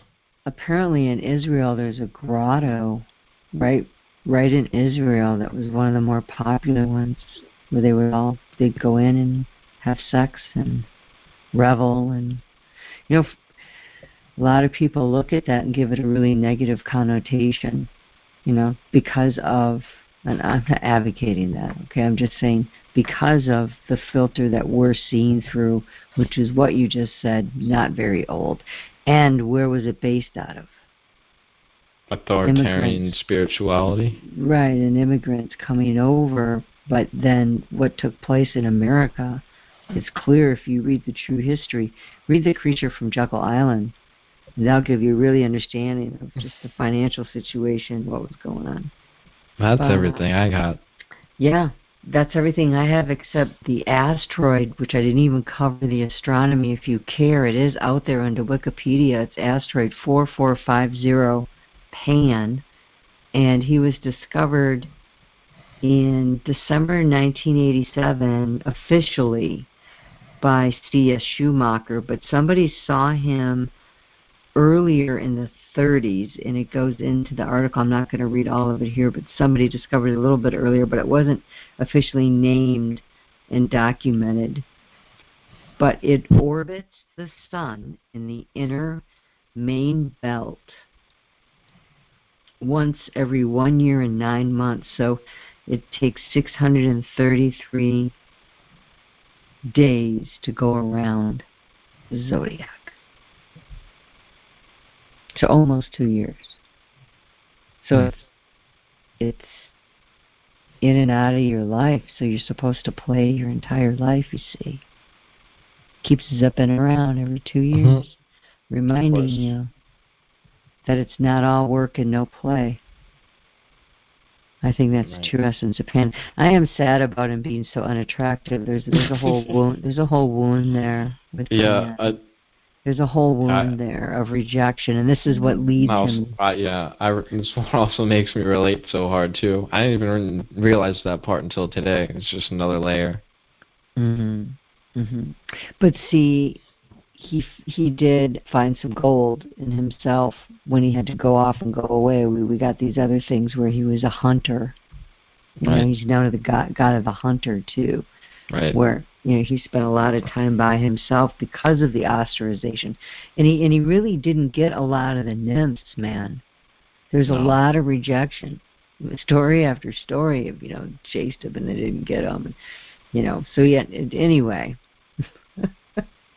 There's a lot of depth to Pan, and I don't even think we scratched the surface of what's been written about him. But can I close out with a poem by Oscar Wilde?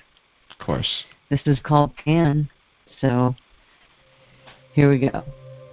O goat-foot god of Arcady, this modern world is gray and old, and what remains to us of thee? No more the shepherd lads in glee throw apples at thy wattled fold, O goat-foot god of Arcady. Nor through the laurels can one see thy soft brown limbs, thy beard of gold, and what remains to us of thee? And dull and dead our thymes would be, for here the winds are chill and cold, O goat-foot god of Arcady. Then keep the tomb of Hellas, thine olive woods, thy vine-clad wold, and what remains to us of thee? Through many an unsung elegy, sleeps in the reeds our rivers hold, O goat-foot god of Arcady. Ah, what remains to us of thee? Ah, leave the hills of Arcady, thy satyrs and their wanton play. This modern world hath need of thee. No nymph of fawn indeed have we, for fawn and nymph are old and gray. Ah, leave the hills of Arcady. This is the land where liberty led grave-browed Milton on his way. This modern world hath need of thee. A land of ancient chivalry, where gentle Sydney saw the day. Ah, the hills of Arcady. This fierce sea lion of the sea, this England lacks some stronger lay. This modern world hath need of thee. Then blow some trumpet, loud and free, and give thine oaten pipe away. Ah, leave the hills of Arcady. This modern world hath need of thee. Oscar Wilde. Yay. That was interesting. Interesting way to look at it. Another example of how he was more embraced and romanticized and kind of made softer. Do you know what I mean? Oh, yeah. But I think Oscar was crying out for this return. This return of the writer to, perhaps he saw that himself. I don't know a lot about Oscar Wilde. But with that, I have nothing more to share either. I thank you for Your information this evening was very stimulating and mind intriguing and challenging and uncomfortable for me at times, I'm being honest. But yet, there's something there that says to me, don't be afraid. You can't have one without the other. Right. You don't have a choice. You don't have a choice. You cannot have one without the other. All right. Well, good night. Good night.